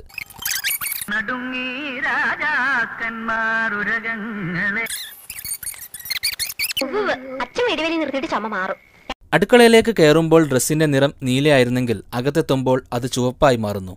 വീണ്ടും പുറത്തേക്കിറങ്ങുമ്പോൾ അത് നീല തന്നെയായി മാറുകയും ചെയ്യുന്നു. ഇതേ ഒരു മാറ്റം 2004 റിലീസ് ചെയ്ത കല്യാണരാമനിൽ ക്ലൈമാക്സ് രംഗത്തും കാണാം. ചിത്രത്തിൽ നവ്യയുടെ സാരിയുടെ നിറം മാറുകയാണ്.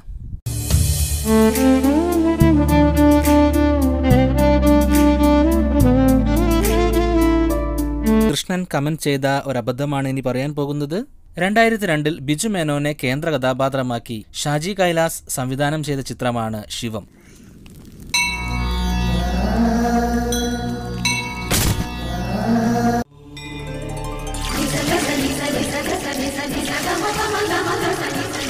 Few moments later.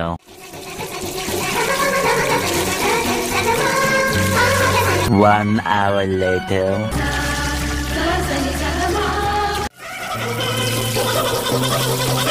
2 hours later.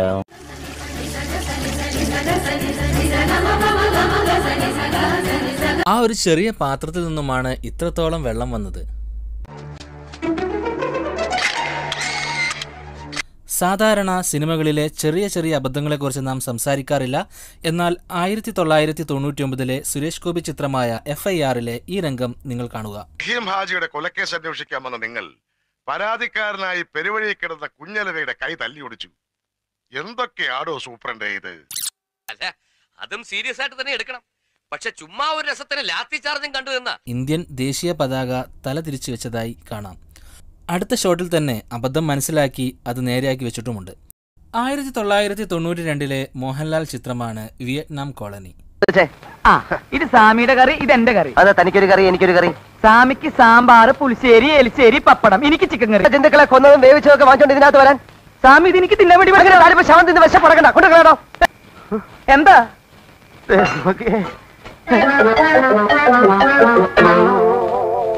അവിടെ വെച്ചിരിക്കുന്ന പാത്രങ്ങളിൽ പലതും തുറന്നിട്ടില്ല. ഏത് നായയാണ് പാത്രങ്ങൾ തുറന്ന് അത് അടുക്കി വെച്ചുകൊണ്ട് ഭക്ഷണം കഴിക്കുക? സാധാരണ നായകൾക്ക് അങ്ങനെ ഒരു കഴിവുണ്ടോ? 2005 സുരേഷ് ഗോപി ചിത്രം ടൈഗറിലെ ഈ രംഗം ഒന്ന് കണ്ടു നോക്കൂ.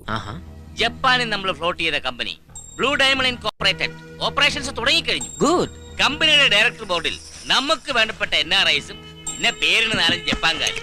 നമ്മൾ ഫ്ലോട്ട് ചെയ്ത company blue diamond incorporated operations തുടങ്ങിക്കഴിഞ്ഞു. കമ്പനിയുടെ ഡയറക്ടർ ബോർഡിൽ നമുക്ക് വേണ്ടപ്പെട്ട NRIs-ഉം പിന്നെ പേരിന് 4 ജപ്പാൻകാരും. ഈ ഡയലോഗ് പറയുമ്പോൾ രാജൻ പി ദേവ് അവിടെ നിൽക്കുകയായിരുന്നു.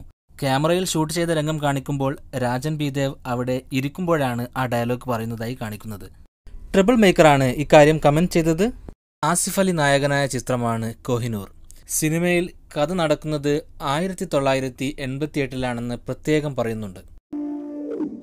ഞങ്ങൾ ഒരുമിച്ചായിരുന്നു ബോംബെയിൽ.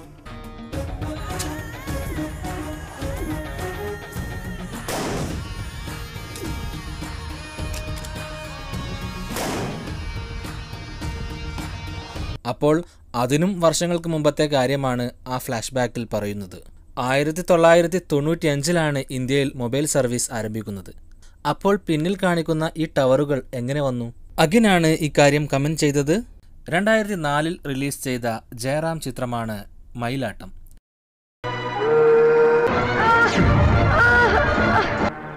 ഇത് കണ്ടോ? പക്ഷേ പിന്നീട് ആ എഴുത്ത് കാണിക്കുമ്പോൾ അതിന്റെ ഫോണ്ട് തികച്ചും വ്യത്യസ്തമാണ്.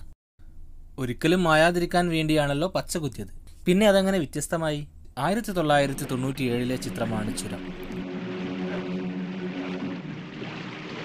എന്തിനാണ് വില്ലൻ ഇത്ര കഷ്ടപ്പെട്ടുകൊണ്ട് ഈ പാറ പൊന്തിക്കുന്നത്?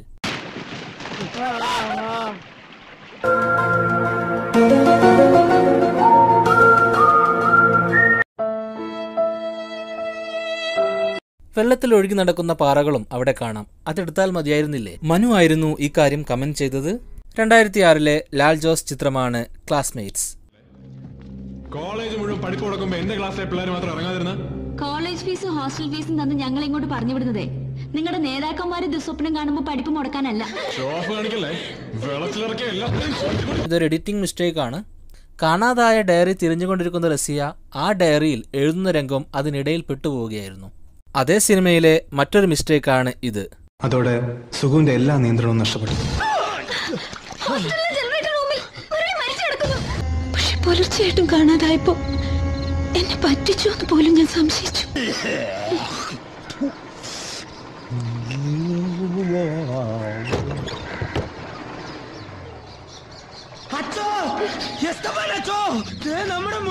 സുരാജിന്റെ കഥാപാത്രം മുരളിയെ കോളേജ് ഹോസ്റ്റലിലെ ജനറേറ്റർ റൂമിൽ കണ്ടെത്തുന്നത് പുലർച്ചെയാണ്. എന്നാൽ കോളേജിലുള്ള അതേ ഹോസ്റ്റലിൽ താമസിക്കുന്ന പൃഥ്വിരാജിന്റെ കഥാപാത്രം അടക്കമുള്ള വിദ്യാർത്ഥികൾ അതറിയുന്നത് ഇലക്ഷൻ റിസൾട്ട് പ്രഖ്യാപിക്കുകയും താരയുടെ കത്ത് അതിൽ നിന്ന് ലഭിക്കുകയും ചെയ്തതിനു ശേഷമുള്ള ഫൈറ്റിനിടയിൽ BBC വന്ന് പറയുമ്പോഴാണ്. ഇത്രയും സമയം ആ വാർത്ത മറ്റാരും അറിയാതിരുന്നത് എങ്ങനെയാണ്? ഹരിഗോവിന്ദായിരുന്നു ഈ കാര്യം ആദ്യമായി കമന്റ് ചെയ്തത്. ചാനലിൽ ഒരുപാട് പേർ കമന്റ് ചെയ്ത 3 മിസ്റ്റേക്കുകളെ കുറിച്ചാണ് നാം ആദ്യം സംസാരിക്കുന്നത്. 2005 ദിലീപിന്റെ കോമഡി ചലച്ചിത്രമായിരുന്നു പാണ്ടിപ്പട. ക്ലൈമാക്സിൽ ദിലീപും പ്രകാശ് രാജും തമ്മിലുള്ള സിലമ്പാട്ടം കാണാം.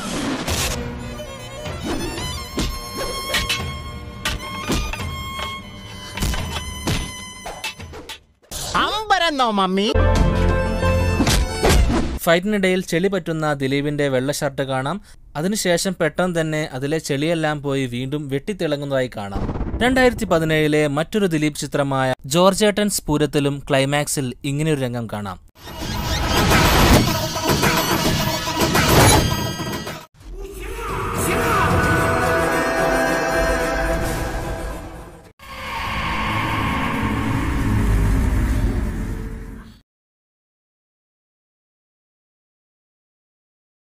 ഒരു മാസിന് വേണ്ടി താൻ ധരിച്ചിരിക്കുന്ന സ്ലീവുകൾ ദിലീപ് ഊരിയെറിയുന്നതായി കാണാം. പക്ഷേ അവസാനം പെട്ടെന്ന് ആ സ്ലീവുകൾ തിരിച്ചു വരുന്നതായിട്ടും പെട്ടെന്ന് വീണ്ടും അപ്രത്യക്ഷമാവുന്നതും കാണാം.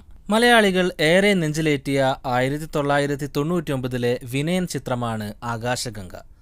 ആ സിനിമയിലെ ഒരു ഗാനരംഗമാണിത്.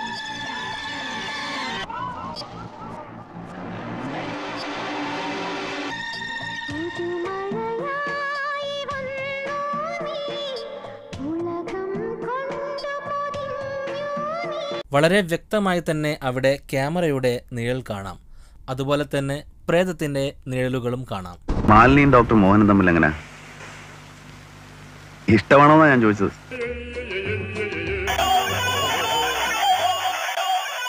1991 മമ്മൂട്ടി ചിത്രം അടയാളത്തിൽ കാറിനെ ഓവർടേക്ക് ചെയ്തു പോകുന്ന സൈക്കിൾ നമുക്ക് കാണാം. അതേ സിനിമയിൽ തന്നെ ഇങ്ങനെയൊരു രംഗം കാണാം.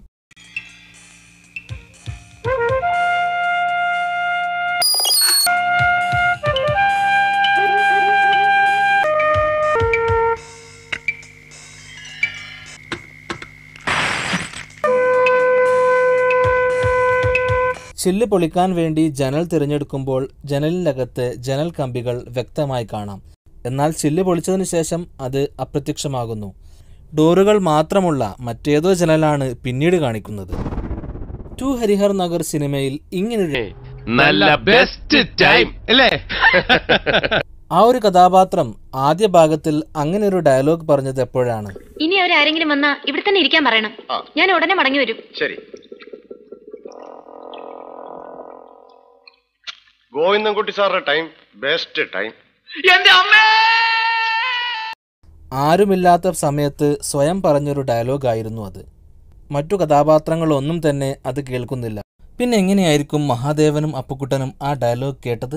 പക്ഷെ ആദ്യ ഭാഗം സിനിമ ഇറങ്ങിയപ്പോൾ കേരളത്തിലാകെ ഹിറ്റായിരുന്ന ഒരു ഡയലോഗായിരുന്നു അത്. ചിലപ്പോൾ അപ്പുക്കുട്ടനും മഹാദേവനും ആദ്യ ഭാഗം സിനിമ കണ്ടതുകൊണ്ടായിരിക്കാം ആ ഡയലോഗ് മനസ്സിലാക്കിയത്. 1993 വക്കീൽ വാസുദേവ് എന്ന സിനിമയിലെ രംഗമാണിത്. ഈ ആപ്പിൾ കഴിച്ചു. ഇത് സ്വന്തം ചേട്ടൻ തരുന്നതാണ് എന്ന് കരുതിയാൽ മതി. സ്വന്തം ചേട്ടൻ അവൻ എന്റെ കയ്യിലൊന്ന് കിട്ടണം. അവൻ കാരണമാണ് എനിക്ക് ഈ ഗതി വന്നത്. നിങ്ങൾ ആരാ? അത് അനിയന് ഗുണം കിട്ടാൻ പോകുന്ന ഒരു കാര്യം ചെയ്യാൻ വന്ന ആളാണെന്ന് കരുതിയാൽ മതി. ചേട്ടനുമായിട്ട് എന്താ പ്രശ്നം? ഇതൊക്കെ ജഗദീഷിന്റെ കയ്യിലിരിക്കുന്ന ആപ്പിൾ ഇടക്ക് ഓറഞ്ച് ആവുന്നതും വീണ്ടും ആപ്പിൾ ആവുന്നതും കാണാം. ഇനി ചിലപ്പോൾ അത് നിറം മാറുന്ന ആപ്പിൾ ആകാനും സാധ്യതയുണ്ട്. ഏതായാലും ജഗദീഷിന്റെ ഒരു മാജിക് ആണത്. 2001 കാക്കക്കുയിലും ഇതുപോലൊരു മാജിക് ജഗതി കാണിക്കുന്നുണ്ട്.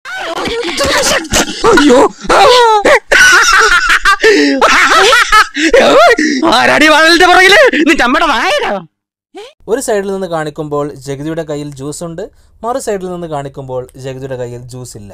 2017 ഇറങ്ങിയ കുഞ്ചാക്കോ ബോബൻ ചിത്രമാണ് രാമന്റെ ഏദൻ തോട്ടം.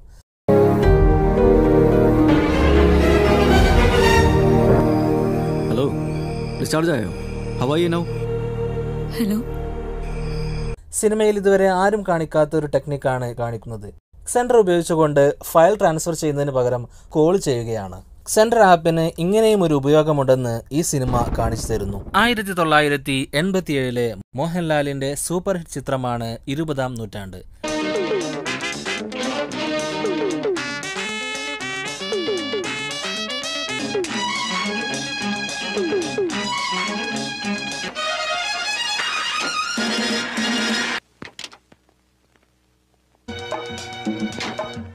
ഓടിക്കൊണ്ടിരിക്കുന്നതിനിടയിൽ കാറിന്റെ നമ്പർ മാറിക്കൊണ്ടിരിക്കുകയാണ്. ആദ്യം കാണിക്കുന്നത് 4600, പിന്നീട് വീണ്ടും കാണിക്കുന്നത് 4500. കാറിന്റെ സ്റ്റിക്കർ മാറ്റുന്ന രംഗങ്ങളുണ്ടെങ്കിലും നമ്പർ മാറ്റുന്ന രംഗങ്ങൾ സിനിമയിലില്ല. ചെങ്കോൽ, ചിന്താമണി കൊലക്കേസ് എന്നീ സിനിമകളിൽ നാം പറഞ്ഞൊരു കാര്യമാണ് സിനിമയ്ക്കിടെ രാത്രിയും പകലും മാറി മാറി വരുന്നത്. അങ്ങനെ ഒരു രംഗം കാണാം.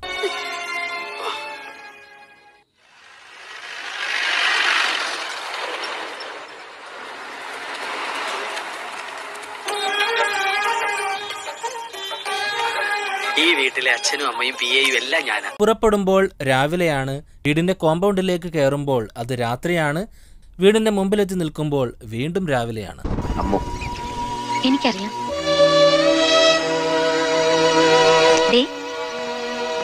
ഇത് മോൾക്ക് കൊണ്ടുവന്നതാ. എങ്ങനെയുണ്ട്?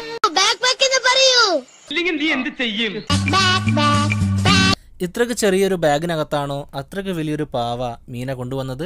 ചിലപ്പോൾ ഡോറയുടെ കയ്യിലുള്ള ബാഗായിരിക്കാം അത്. നമുക്ക് ഒരുപാട് കൗതുകങ്ങൾ നൽകിയ സിനിമയാണ് 2005 സുരേഷ് ഗോപി ചിത്രമായ ദി ടൈഗർ. എന്താണ് സുഹറയുടെ മെയിൽ ഐ ഡി? suhra_ahmad@hotmail.com.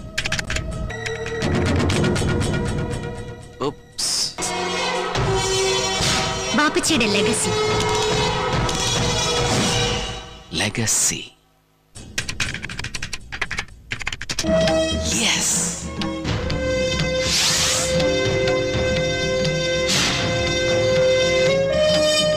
പലരും പല മിസ്റ്റേക്കുകളും കമന്റ് ചെയ്തിട്ടുണ്ട്. പാസ്വേഡ് അടിച്ചുകൊണ്ട് സുരേഷ് ഗോപി ലോഗിൻ ചെയ്യാൻ ശ്രമിക്കുന്നത് ഹോട്ട്മെയിലിലേക്കാണ്. പക്ഷേ ലോഗിൻ ചെയ്ത് മെയിൽ ചെക്ക് ചെയ്യുന്നത് യാഹൂയിലാണ്. അജോയ് ആയിരുന്നു ഇക്കാര്യം കമന്റ് ചെയ്തത്. വേറെയും ഒരുപാട് മിസ്റ്റേക്കുകൾ ഈ രംഗത്തുണ്ട്. പാസ്വേഡ് തെറ്റായി കഴിഞ്ഞാൽ ഇത്രയും വലിയ അക്ഷരങ്ങളിൽ അവിടെ എഴുതി കാണിക്കില്ല. അഭിജിത്തായിരുന്നു ഇക്കാര്യം കമന്റ് ചെയ്തത്. ശരിയായ പാസ്വേഡ് അടിച്ചതിന് ശേഷവും പാസ്വേഡ് അടിക്കാനുള്ള സ്ഥലം വീണ്ടും കാലിയായി കിടക്കുന്നതും കാണിക്കുന്നുണ്ട്. ഇക്കാര്യം കമന്റ് ചെയ്തത് സുബിനായിരുന്നു.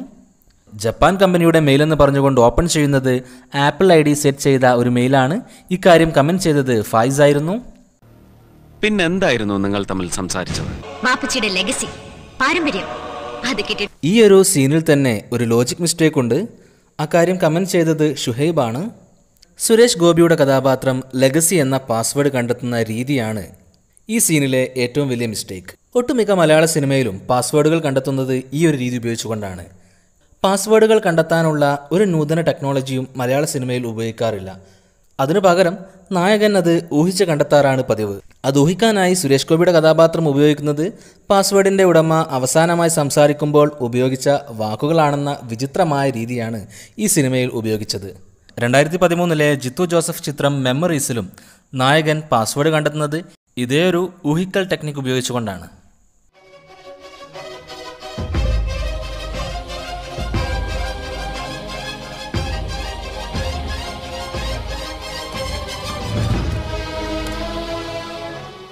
വില്ലന് ഏറ്റവും ഇഷ്ടപ്പെട്ട പുസ്തകത്തിൻ്റെ പേരായിരിക്കും പാസ്വേഡ് എന്നാണ് അതിൽ നായകൻ ഊഹിക്കുന്നത്. ഒരു സ്പെഷ്യൽ ക്യാരക്ടറോ ഒരു നമ്പറോ ഉപയോഗിച്ചാൽ പാസ്വേഡ് മാറിപ്പോകുമായിരുന്നു. പക്ഷെ അതൊന്നുമില്ലാതെ കറക്റ്റായി പാസ്വേഡ് ചിന്തിക്കാനുള്ള കഴിവ് മലയാള സിനിമയിലെ നായകന്മാർക്ക് മാത്രമുള്ളതാണ്. തിരക്കഥാകൃത്തിന് കഥ മുന്നോട്ട് കൊണ്ടുപോകാൻ യാതൊരു വഴിയുമില്ലാതിരിക്കുമ്പോൾ അവർ ഉപയോഗിക്കുന്ന ഒരു രീതിയാണിത്. ഡയസ് എക്സ് മക്കീന എന്നാണ് ഈ പ്രതിഭാസത്തെ വിളിക്കാറ്. അതായത് ദൈവം നേരിട്ട് വന്ന് ഈ കഥ മുന്നോട്ട് കൊണ്ടുപോകും. അതിനുവേണ്ടിയുള്ള എന്തെങ്കിലും ഒരു സംഭവം സംഭവിക്കാം. 2000 പുറത്തിറങ്ങിയ സത്യമേവ ജയത എന്ന സുരേഷ് ഗോപി ചിത്രത്തിലും ഇതുപോലെ തന്നെ പാസ്വേഡ് ഗസ് ചെയ്ത് കണ്ടെത്തുന്ന രംഗങ്ങളുണ്ട്. പക്ഷെ അതിൽ ആ കഴിവ് നായികക്കാണെന്ന് മാത്രം. പാസ്വേഡ് കണ്ടെത്തിയതിന്റെ ക്രെഡിറ്റ് ആ സിനിമയിൽ ദൈവത്തിന് കൊടുക്കുന്നുമുണ്ട്. സാധാരണഗതിയിൽ ഒരാള് അയാളുടെ ക്യാരക്ടറോ ആയോ ബിസിനസ്സോ ആയോ ക്ലോസ് റിലേറ്റഡ് ആയിട്ടുള്ള എന്തെങ്കിലും ഒരു ചെറിയ വാക്കായിരിക്കും പാസ്വേഡായി ഉപയോഗിക്കുക. ഇപ്പൊ ഭരത് ഷായുടെ ഭരത് ഫീഡ് ചെയ്തു, സിസ്റ്റം റിജക്ട് ചെയ്തു. ദൈവാനുഗ്രഹം പോലെ ഇന്ന് വൈകുന്നേരം എനിക്ക് ആ കമ്പ്യൂട്ടറിന്റെ പാസ്വേഡ് കിട്ടി. 2007 പുറത്തിറങ്ങിയ കലാഭവൻ മണി റഹ്മാൻ ചിത്രമായ എബ്രഹാം ലിങ്കനിലെ ഒരു രംഗമാണിത്.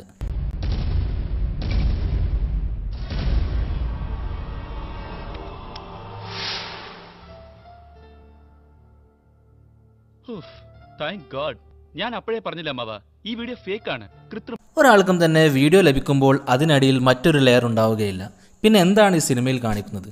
സാധാരണ ഒരു വീഡിയോയിൽ നിന്നോ ഒരു ചിത്രത്തിൽ നിന്നോ ഒരു ഭാഗം മാറ്റിക്കഴിഞ്ഞാൽ അതിന് താഴെ ഒന്നും തന്നെ കാണാൻ സാധിക്കില്ല. പക്ഷേ ഈ സിനിമയിൽ മാത്രം ഒരു പ്രത്യേകതരം മാജിക് ആണ് കാണിച്ചിരിക്കുന്നത്. ഒരു വീഡിയോയ്ക്കടിയിൽ മറ്റൊരു വീഡിയോ എങ്ങനെയാണ് കയറി വരിക? പ്രമോദ് പാപ്പനിക് അപ്രോച്ച് ആയതുകൊണ്ട് ഈ സിനിമയെ നമുക്ക് വെറുതെ വിടാം. പക്ഷേ ഇതേ ഒരു ലോജിക്കില്ലായ്മ ബ്രഹ്മാണ്ഡ സംവിധായകൻ ശങ്കറിന്റെ സിനിമയിലുമുണ്ട്. 2005 പുറത്തിറങ്ങിയ അന്യൻ എന്ന സിനിമയിലെ ഈ രംഗം ഒന്ന് കണ്ടു നോക്കൂ.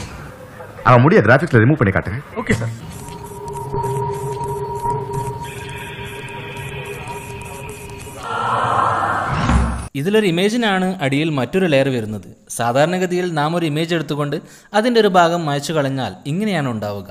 എന്നാൽ ഈ സിനിമയിൽ പെയിന്റിനടിയിൽ അന്യന്റെ മുഖം തെളിഞ്ഞു വരുന്നുണ്ട്, മുടിയെല്ലാം മുമ്പിൽ നിന്നും മാറുന്നുമുണ്ട്. ഒരിക്കലും തന്നെ ഒരു ഇമേജ് ലഭിച്ചാൽ ഇങ്ങനെ ചെയ്യാൻ സാധിക്കില്ല. ഇമേജിൽ നിന്നും എന്തെങ്കിലും മായ്ച്ചു കളഞ്ഞാൽ അതിനടിയിൽ വേറൊരു ഇമേജ് ഒരിക്കലും തന്നെ വരികയില്ല. കമ്പ്യൂട്ടറിനെ കുറിച്ചും ഇന്റർനെറ്റിനെ കുറിച്ചും സംസാരിക്കുമ്പോൾ മലയാളികൾ എപ്പോഴും സംസാരിക്കുന്ന ഒരു സിനിമയാണ് മമ്മൂട്ടിയുടെ ഇന്ദ്രപ്രസ്ഥം എന്ന സിനിമ. ഇനി നമ്മൾ അഡോഫോമിൽ വർക്ക് ചെയ്യുന്നു. Yes, automatic detection of finite field and matching. ഇത് ഞാൻ നാസയ്ക്ക് വേണ്ടി ഡെവലപ്പ് ചെയ്ത ഒരു സോഫ്റ്റ്വെയർ ആണ്. ISRO പോലും നൽകാതെ നാസയ്ക്ക് വേണ്ടി സോഫ്റ്റ്വെയർ ഡെവലപ്പ് ചെയ്യുന്ന ഒരു മലയാളി. കീബോർഡിലെ ചില അക്ഷരങ്ങൾ ടൈപ്പ് ചെയ്യുമ്പോഴാണ് ഒരു നിഴലിൽ നിന്നും മനുഷ്യരൂപം കണ്ടെത്തുന്നത്. ഇതേ ആൾ തന്നെ മറ്റൊരു സോഫ്റ്റ്വെയർ കൂടി ഉപയോഗിക്കുന്നുണ്ട്. ഇലാസ്റ്റിക് റിയാലിറ്റി എന്നൊരു സോഫ്റ്റ്വെയർ ഉപയോഗിച്ച് ഒരാളുടെ മുഖം മറ്റൊരാളുടേതാക്കി മോർഫ് ചെയ്ത് മാറ്റാൻ കഴിയും. മോർഫ് ചെയ്യാൻ ആദ്യം ഉപയോഗിക്കുന്ന സോഫ്റ്റ്വെയർ അല്ല പിന്നീട് ഉപയോഗിക്കുന്നത്.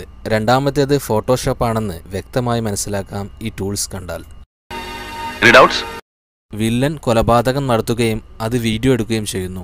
വില്ലന്റെ തല മാറ്റി പകരം മറ്റൊരാളുടെ തല വീഡിയോയിൽ ആഡ് ചെയ്യുകയും ചെയ്യുന്നു. പക്ഷേ മമ്മൂട്ടി വിവരിക്കുന്നത് ഒരു ഇമേജ് മറ്റൊരു ഇമേജാക്കി എങ്ങനെ മാറ്റാം എന്ന് മാത്രമാണ്. ഒരു വീഡിയോയിൽ മറ്റൊരാളുടെ തല വെച്ച് എങ്ങനെ വീഡിയോ ആക്കി മാറ്റാമെന്ന് എവിടെയും പറയുന്നില്ല.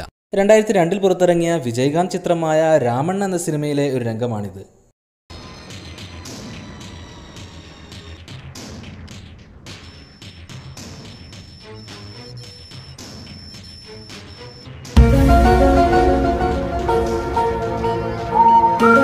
വിൻഡോസ് മീഡിയ പ്ലെയർ പുറത്തുനിന്ന് എടുക്കേണ്ടി സർ. ശരി. പിന്നെ മിനിമം 2 സ്പേസ് ബാർ എങ്കിലും വേണ്ടി വരും. മറ്റുള്ളവരുടെ ഡാറ്റ ഹാക്ക് ചെയ്യാനും അതുപോലെ തന്നെ അവരുടെ ലൊക്കേഷൻ കണ്ടെത്താനും ഉപയോഗിക്കുന്ന സോഫ്റ്റ്വെയർ ആണ് വിൻഡോസ് മീഡിയ പ്ലെയർ. ഹാക്ക് ചെയ്യുന്ന ഒരു വീഡിയോ ഉണ്ടാക്കുകയും അത് കമ്പ്യൂട്ടറിൽ വിൻഡോസ് മീഡിയ പ്ലെയർ ഉപയോഗിച്ചുകൊണ്ട് പ്ലേ ചെയ്യുകയുമാണ് ചെയ്യുന്നത്. പക്ഷേ ഫുൾ സ്ക്രീൻ ആക്കാൻ മറന്നുപോയി. അതുകൊണ്ട് തന്നെ വിൻഡോസ് മീഡിയ പ്ലെയർ വ്യക്തമായി കാണാം. ഇതിലും നല്ലൊരു ഹാക്കിംഗ് ആണ് 2002 പുറത്തിറങ്ങിയ ദേവ്ജി ചിത്രം കാലചക്രത്തിൽ കാണിക്കുന്നത്.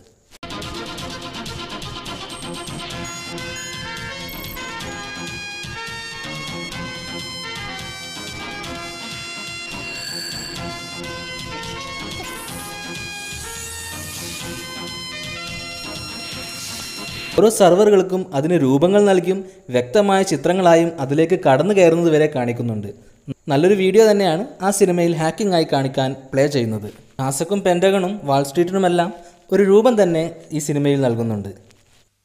അതിശക്തമായ കമ്പ്യൂട്ടർ വൈറസ് ലോകമെമ്പാടുമുള്ള സ്റ്റോക്ക് എക്സ്ചേഞ്ചുകളും പണമിടപാട് സ്ഥാപനങ്ങളും തകിടം മറിയും. മലയാളത്തിലെ മറ്റൊരു ക്രിഞ്ച് ഫെസ്റ്റ് സിനിമയാണ് കിലുക്കം കിലുകിലുക്കം. ആ സിനിമയിലുമുണ്ട് ഒരു കമ്പ്യൂട്ടർ ടെക്നിക്. ഈ കുട്ടിയെ ഞാൻ 8 വയസ്സ് പ്രായമുള്ള കുട്ടിയാക്കാൻ പോവുക. ഇനി 14 വയസ്സ്. ഇങ്ങനെയുള്ള കാര്യങ്ങൾക്ക് ഇപ്പോൾ ആപ്പുകൾ ലഭ്യമാണ്. എന്നാൽ അന്ന് സിനിമയിൽ ഓരോ ക്ലിക്കിലും ചിത്രങ്ങൾ മാറി വരികയാണ്. അതെല്ലാം തന്നെ വെറും ഫോട്ടോ വ്യൂവർ ഉപയോഗിച്ചുകൊണ്ടാണ് കാണിക്കുന്നതും. സിനിമയ്ക്ക് വേണ്ടി നേരത്തെ ഉണ്ടാക്കി വെച്ച ഓരോ ഫോട്ടോകളും മാറ്റി മാറ്റി കാണിക്കുകയാണ്. ദോസ്തിൽ കുഞ്ചാക്കോ ബോബൻ നായികയുടെ ചിത്രങ്ങൾ ഒരു കമ്പ്യൂട്ടറിൽ സേവ് ചെയ്ത് വെക്കുന്നുണ്ട്. പിന്നീട് നായിക വന്ന് നോക്കുമ്പോൾ ഇങ്ങനെയാണ് കാണുന്നത്. ചിത്രങ്ങളെല്ലാം ഡിലീറ്റ് ആയെങ്കിൽ ചിത്രങ്ങൾ അവിടെ കാണാതിരിക്കുകയല്ലേ ചെയ്യുക? അല്ലാതെ ചിത്രങ്ങളെല്ലാം ഡിലീറ്റ് ആയി എന്നാണോ നോക്കുമ്പോൾ കാണുക? ചിലപ്പോൾ കാര്യങ്ങൾ മനസ്സിലാക്കാൻ വേണ്ടി കുഞ്ചാക്കോ ബോബൻ തന്നെ അങ്ങനെ ഒരു ഡോക്യുമെന്റ് അവിടെ ഉണ്ടാക്കി വെച്ചതായിരിക്കാം. അതാണ് എന്റെ ശരി.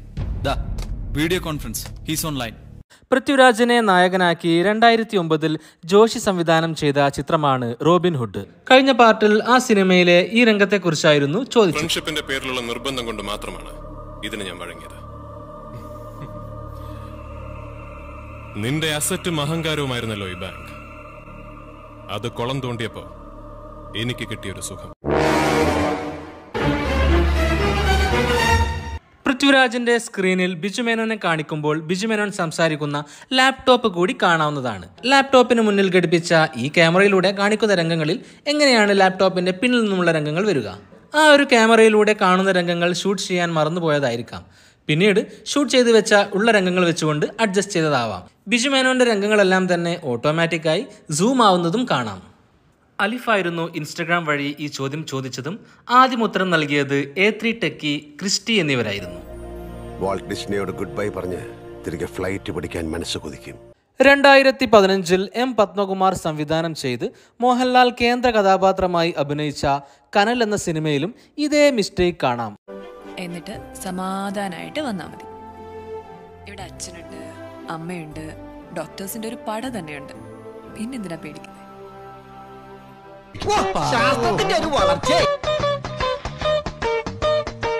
മോഹൻലാൽ സംസാരിച്ചു കൊണ്ടിരിക്കുന്ന ലാപ്ടോപ്പ് തന്നെ അപ്പുറത്തുള്ളയാൾ മുഴുവനായും കാണുന്നുണ്ട്. അപ്പോൾ പിന്നെ ക്യാമറ എവിടെയായിരിക്കും വെച്ചിട്ടുണ്ടാവുക?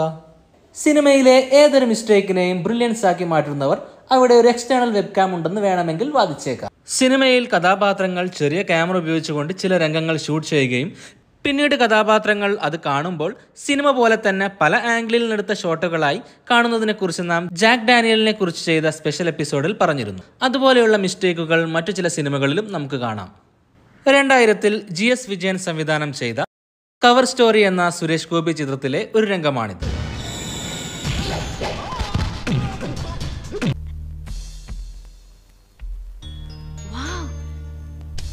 ഒരു സ്ഥലത്ത് ഘടിപ്പിച്ചു വെച്ച ക്യാമറയിൽ പല ആംഗിളിൽ നിന്നുള്ള ഷോട്ടുകൾക്ക് പുറമെ ക്യാമറ തന്നാലെ തന്നെ മൂവ് ചെയ്യുന്നുമുണ്ട്.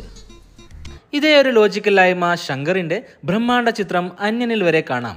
അവിടെ CCTV എന്ന് പറഞ്ഞുകൊണ്ട് കാണിക്കുന്ന രംഗങ്ങളെല്ലാം തന്നെ സിനിമയ്ക്ക് വേണ്ടി ഷൂട്ട് ചെയ്ത രംഗങ്ങളായിരുന്നു.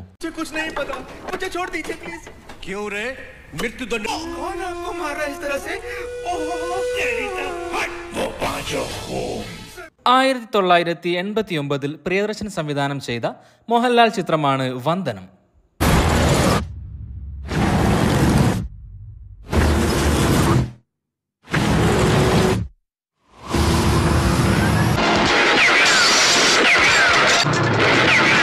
ചേസിനിടെ വെടിയേറ്റ് തകർന്നു പോകുന്ന നെടുമുടി വേണുവിന്റെ കാറിന്റെ ചില്ലുകൾ അടുത്ത ഷോട്ടിൽ തന്നെ പുനർജനിക്കുന്നത് നമുക്കവിടെ കാണാം.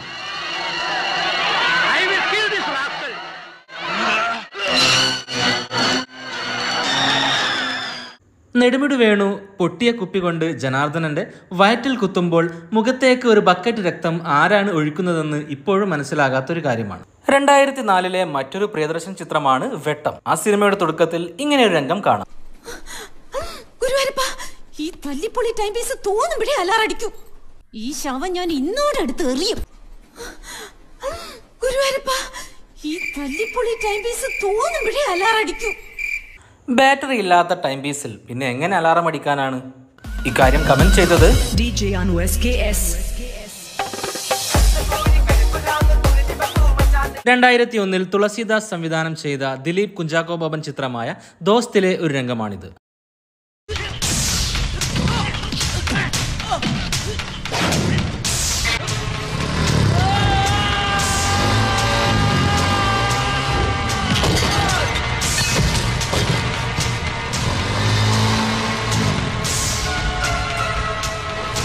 ഓടിച്ചു വരുന്നത് ഒരു ബൈക്കും പറന്നു വരുന്നത് മറ്റൊരു ബൈക്കിലുമാണ്. അതിനിടയിൽ പോയി എന്തിനായിരിക്കും ബൈക്ക് ഒന്ന് മോഡിഫൈ ചെയ്തത്? 1990 TK രാജീവ് കുമാർ സംവിധാനം ചെയ്ത മുകേഷ് ചിത്രമാണ് ഒറ്റയാൾ പട്ടാളം.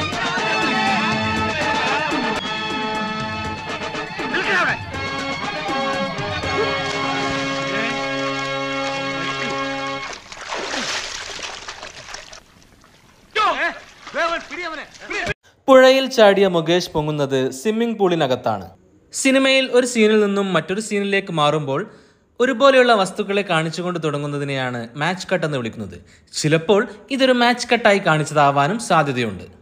അതായത് ചേസ് മറ്റൊരു സ്ഥലത്ത് എത്തിയിട്ടും തുടർന്നുകൊണ്ടിരിക്കുകയാണെന്നർത്ഥം. ഇതുപോലെ തന്നെ ഒരു കാര്യം 2009 മമ്മൂട്ടി ചിത്രമായ പട്ടണത്തിൽ ഭൂതത്തിലുമുണ്ട്.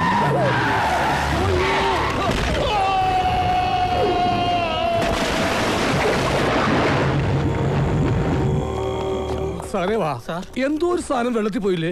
പോയി, പക്ഷെ ആരും കണ്ടിട്ടില്ല സാർ. സക്സസ്. വണ്ടി എടുത്തോളൂ.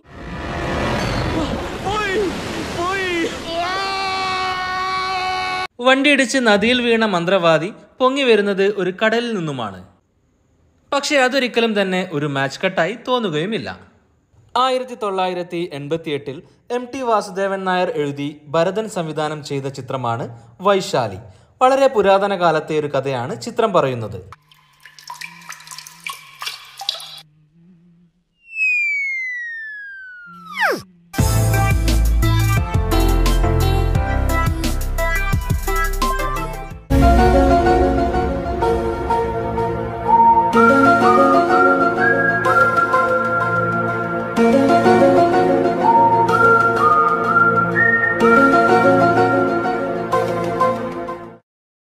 ഈ സീനിൽ സൂക്ഷിച്ചു നോക്കിയാൽ സഞ്ജയ് മിത്ര ചെയ്ത ഋഷ്യശൃംഗൻ എന്ന കഥാപാത്രത്തിന്റെ കയ്യിൽ BCG വാക്സിൻ എടുത്തതിന്റെ അടയാളം കാണാം. കാട്ടിൽ എവിടെ നിന്നായിരിക്കും അക്കാലത്ത് വാക്സിൻ എത്തിയിട്ടുണ്ടാവുക? 16-ാം നൂറ്റാണ്ടിലെ കഥ പറഞ്ഞ മരക്കാർ സിനിമയിൽ ഇന്നസെന്റ് അവതരിപ്പിച്ച കഥാപാത്രത്തിന്റെ കയ്യിലും ഇതുപോലെ തന്നെ BCG വാക്സിൻ എടുത്തതിന്റെ അടയാളം കാണാം. ഒരു പിടി നെല്ല് കിട്ടുന്നു വിചാരിച്ച് ആരിവിടെ നിൽക്കണ്ട. 1921 കണ്ടെത്തിയ വാക്സിൻ 16-ാം നൂറ്റാണ്ടിലും എത്തിയിരിക്കുന്നു. പുറപ്പെട്ടതേ, നമുക്ക് വടക്ക് ഭാഗത്ത് എവിടെയെങ്കിലും കൊണ്ടെത്തിരിക്കാം. കുടുംബക്ഷേത്രത്തിലെ ഉത്സവമൊക്കെ എത്രടായി? ഒന്നിനും ഒരു മുടക്കവും വരുത്തിയിട്ടില്ല. ഭംഗിയായി നടക്കുന്നു. നാളെ അവസാനിക്കുക. ഈ സീനിലെ അബദ്ധം എന്താണെന്ന് മനസ്സിലായോ? വളരെ സിമ്പിൾ ആണ്. നടന്നുകൊണ്ടിരിക്കുമ്പോൾ തന്നെ നെടുമുടി വേണുവിന്റെ ഷർട്ടിന്റെ കളർ ഒന്ന് മാറുകയാണ്. Run.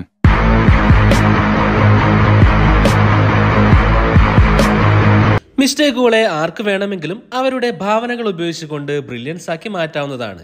ഈ സിനിമയിലെ പല മിസ്റ്റേക്കുകളെയും പലരും അങ്ങനെ ചെയ്തതായി കാണാം. ഇങ്ങനെ വസ്ത്രത്തിന്റെ നിറം മാറുന്നതിന് ദിവസം മാറി എന്ന ബ്രില്യൻസ് ആണെന്ന് ചിലർ പറഞ്ഞുണ്ടാക്കിയേക്കാം. പക്ഷേ ഈ സീനിൽ അങ്ങനെ പറയാൻ സാധിക്കില്ല. കാരണം ആ ദിവസം കഴിഞ്ഞാൽ നാഗവല്ലി നകുലനെയും കൊന്ന് സ്ഥലം വിട്ടാനെ. സിനിമയിലെ മറ്റൊരു കണ്ടിന്യൂറ്റി മിസ്റ്റേക്ക് നോക്കാം. സണ്ണി അമ്പട കേമാ അമ്പേ രണ്ട് കസേര എടുത്ത് പുറത്തേക്ക് ഇടുക. സൈക്കോസിന്റെ പല അവസ്ഥാന്തരങ്ങളും കേട്ടിട്ടുണ്ട്, പക്ഷെ ഇത്ര ഭയാനകമായ ഒരു പ്രശ്നം ഇത് ആദ്യ.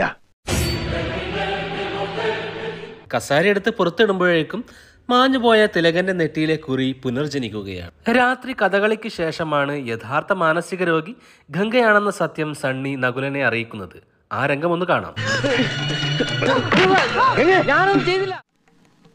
ഈ രോഗബാധയുണ്ടാകുമ്പോൾ രോഗിക്ക് അമാനുഷ് വിവാഹം കഴിഞ്ഞ് നിന്റെ അമ്മയിൽ നിന്ന് ആ കഥ പറഞ്ഞു തുടങ്ങുന്നത് രാത്രിയാണെങ്കിലും പറഞ്ഞുകൊണ്ടിരിക്കുമ്പോൾ തന്നെ അത് രാവിലെയായി മാറുന്നതായി കാണാം. ഈ ചെറിയ കഥ പറയാനാണോ ഒരു രാത്രി മുഴുവൻ എടുത്തത്?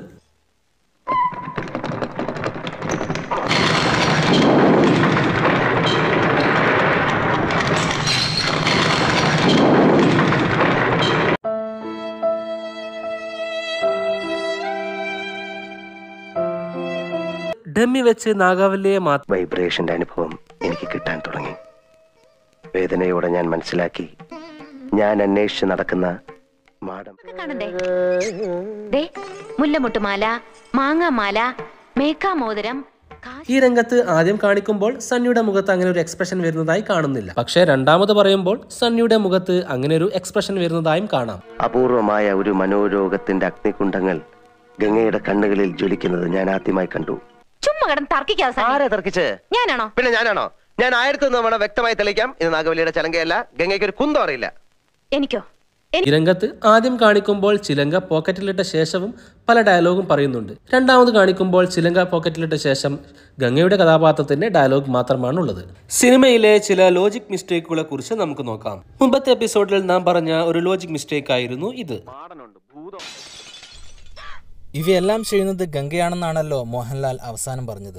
ആ ഒരു ചെറിയ റൂമിനകത്ത് 4 പേരുണ്ട്. ഗംഗ കല്ലെറിഞ്ഞ് ആ ക്ലോക്ക് പൊട്ടിക്കുന്നത് ആരും കണ്ടിട്ടില്ല എന്ന് നിങ്ങൾക്ക് വിശ്വസിക്കാനാകുമോ? ഈ മിസ്റ്റേക്കിനെ കുറിച്ച് പലരും കമന്റ് ചെയ്തിരിക്കുന്നത് ഗംഗയിലെ അമാനുഷിക ശക്തികളെ കുറിച്ചാണ്. സണ്ണി ഒരു ഡയലോഗിൽ അത് പറയുന്നുമുണ്ട്. ഈ രോഗബാധയുണ്ടാകുമ്പോൾ രോഗിക്ക് അമാനുഷികമായ കഴിവുകളാണ്. മെന്റൽ ഇൽനെസ് ഉള്ള ഒരാൾക്ക് അമാനുഷിക ശക്തി ഉണ്ടാകുമെന്ന് പറഞ്ഞു കഴിഞ്ഞാൽ ഒരു മനുഷ്യന് ഉപയോഗിക്കാവുന്ന ഏറ്റവും കൂടുതൽ ശക്തികളിൽ ഒന്ന് മാത്രമേ ഉപയോഗിക്കാൻ കഴിയുകയുള്ളൂ. അല്ലാതെ സൂപ്പർമാൻ്റെയോ ഫ്ലാഷിന്റെയോ ശക്തിയൊന്നും അവർക്ക് ലഭിക്കില്ല. ഗംഗയ്ക്ക് അത് എറിഞ്ഞുടുക്കാൻ കഴിഞ്ഞോ ഇല്ലയോ എന്നതല്ല, മറ്റുള്ളവർ എന്തുകൊണ്ടത് കണ്ടില്ല എന്ന് മാത്രമാണ് ചോദിച്ചതും. ഇതേപോലെ തന്നെ മറ്റൊരു സീനും ആ സിനിമയിലുണ്ട്. അതൊരുപാട് പേർ നോക്കി നിൽക്കുകയാണ് നടക്കുന്നതും. ഒരു തോക്കിൽ നിന്നും ബുള്ളറ്റ് പോകുന്ന പോലെയാണ് ഗംഗ എറിയുന്നതെങ്കിൽ 5-6 പേർ ഒരുമിച്ച് കൂടി നിൽക്കുമ്പോൾ ആ തോക്ക് ഉപയോഗിക്കുന്നതെങ്കിലും ആരെങ്കിലും കാണേണ്ടതില്ലേ? ഈ മിസ്റ്റേക്കിൽ മറ്റു ചിലരുടെ കമന്റുകൾ ഏറെ രസകരമായിരുന്നു. കാരണം അവർ വിശ്വസിക്കുന്നത് ഗംഗയിൽ നാഗവല്ലിയുടെ പ്രേതാത്മാവുണ്ടെന്നും അതുകൊണ്ട് തന്നെ എന്തും ചെയ്യാൻ കഴിയുമെന്നാണ്. സത്യത്തിൽ ചിത്രം ഒരു സൈക്കോളജിക്കൽ ഹൊറർ ചിത്രമാണ്. അതായത് ഗംഗയ്ക്ക് മാനസിക രോഗം മാത്രമാണ്. സിനിമ സംസാരിക്കുന്നതും കെട്ടുകഥകൾക്കും അന്ധവിശ്വാസങ്ങൾക്കും എതിരെയുമാണ്.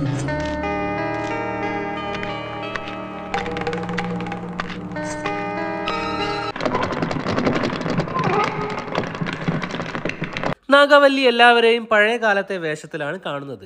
എന്നാൽ നകുലനെ പഴയ കാലത്തെ വേഷത്തിൽ കാണുമ്പോൾ തന്നെ സണ്ണി എന്തുകൊണ്ടായിരിക്കും പുതിയ കാലത്തെ വേഷത്തിൽ കാണുന്നത്? ചേച്ചി, എന്തോ ജപിച്ചു കിട്ടിയിരിക്കുന്നു. ഇത് പൂട്ടിയിരിക്കുകയാണല്ലോ. സാരല്ലേ ചേച്ചി, അച്ഛൻ്റെ ഈ താക്കോല് കാണും, നമുക്ക് വാങ്ങിച്ചു തുറക്കാം.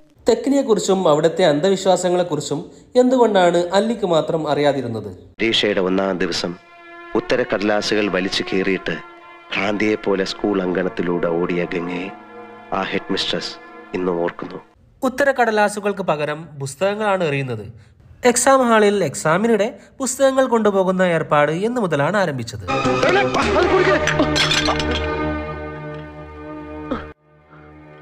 എന്താ സാർ കട്ട് പറഞ്ഞത്? കൂടുതൽ നന്നായി പോയോ? അല്ലിയുടെ കഥാപാത്രം ചെയ്ത ആക്ട്രസ് ഷോട്ട് കഴിഞ്ഞോ എന്ന രീതിയിൽ ക്യാമറയിലേക്ക് നോക്കുന്നതായി കാണാം.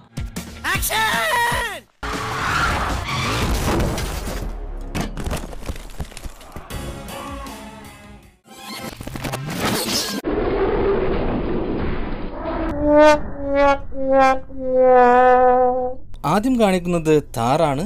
വണ്ടി ഇടിക്കുമ്പോൾ അത് ബൊലേറോയാകുന്നു. വീണ്ടും അർജുൻ ഇറങ്ങി വരുന്നത് ഥാറിൽ നിന്നുമാണ്. വാഹനങ്ങൾ പരസ്പരം ഒരു മാജിക്കിലൂടെ മാറിക്കൊണ്ടേ. ഇതിനു മുമ്പും ആ സിനിമയിൽ വണ്ടി മാറിപ്പോകുന്ന ഒരു രംഗം കൂടിയുണ്ട്.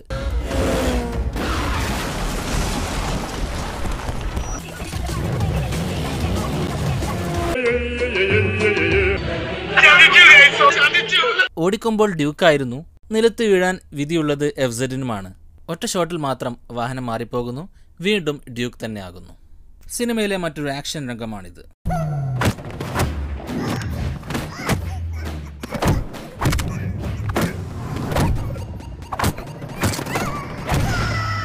ഈ ഒരു ക്യാമറയിലാണ് ഷൈജു കുറുപ്പിന്റെ കഥാപാത്രം ആ വീഡിയോ റെക്കോർഡ് ചെയ്യുന്നത്. എന്നാൽ അത് കാണിക്കുമ്പോൾ വീഡിയോക്ക് ഇത്രക്കും ക്ലാരിറ്റി ഉണ്ടെന്ന് വേണമെങ്കിൽ കരുതാം.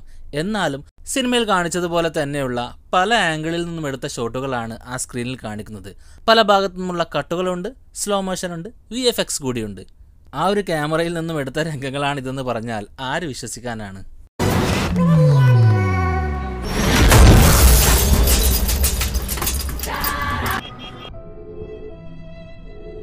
വണ്ടിയുടെ മുകളിലേക്ക് ചാടുമ്പോൾ മുൻഭാഗത്തെ ഗ്ലാസുകൾ തകർന്നത് വ്യക്തമായി കാണാം. എന്നാൽ പെട്ടെന്ന് തന്നെ ആ ഗ്ലാസുകൾ പുനർജനിക്കുന്നു. കഴിഞ്ഞില്ല. ആ വണ്ടിയുടെയും മുൻഭാഗത്തെ ഗ്ലാസുകളും തകർന്നിട്ടുണ്ട്. എന്നാൽ അത് രണ്ടും പുനർജനിക്കുകയാണ് സുഹൃത്തുക്കളെ, പുനർജനിക്കുകയാണ്. ഈ രംഗങ്ങളിൽ പുക കാണുമ്പോൾ അത് വ്യക്തമായി അറിയാം. ഒറിജിനൽ ആണെന്ന് പറയില്ലടാ, അത്രക്ക് ആർട്ടിഫിഷ്യൽ ആയിട്ട്. ഇനി കഥാപാത്രം കൂടി ഒന്ന് വരുമ്പോ ഒന്നുകൂടെ ആർട്ടിഫിഷ്യൽ ആവും.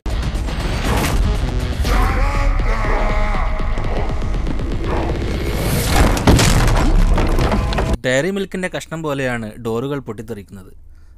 ആദ്യം കാണിച്ച വാതിൽ ഡാർക്ക് കളറാണെങ്കിൽ പൊട്ടിത്തെറിക്കുമ്പോൾ അത് ലൈറ്റ് കളറായി മാറിപ്പോവുകയും ചെയ്യുന്നു. ഗ്രീൻ സ്ക്രീൻ ആണെന്ന് ഈ രംഗമെല്ലാം വ്യക്തമായി മനസ്സിലാക്കാം.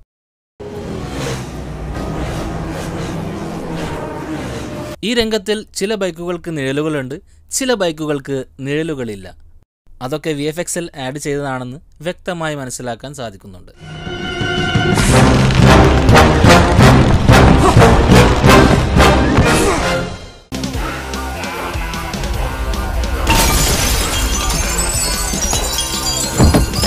മിഷൻ ഇമ്പോസിബിളിലെ ടോം ക്രൂസിനെ അനുകരിച്ച രംഗമാണിത്.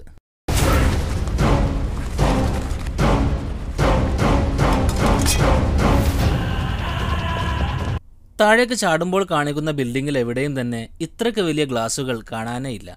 പക്ഷേ VFX-ൽ ഗ്രീൻ സ്ക്രീൻ മുഴുവനായും ഗ്ലാസുകൾ കൊണ്ട് നിറച്ചിരിക്കുകയാണ്.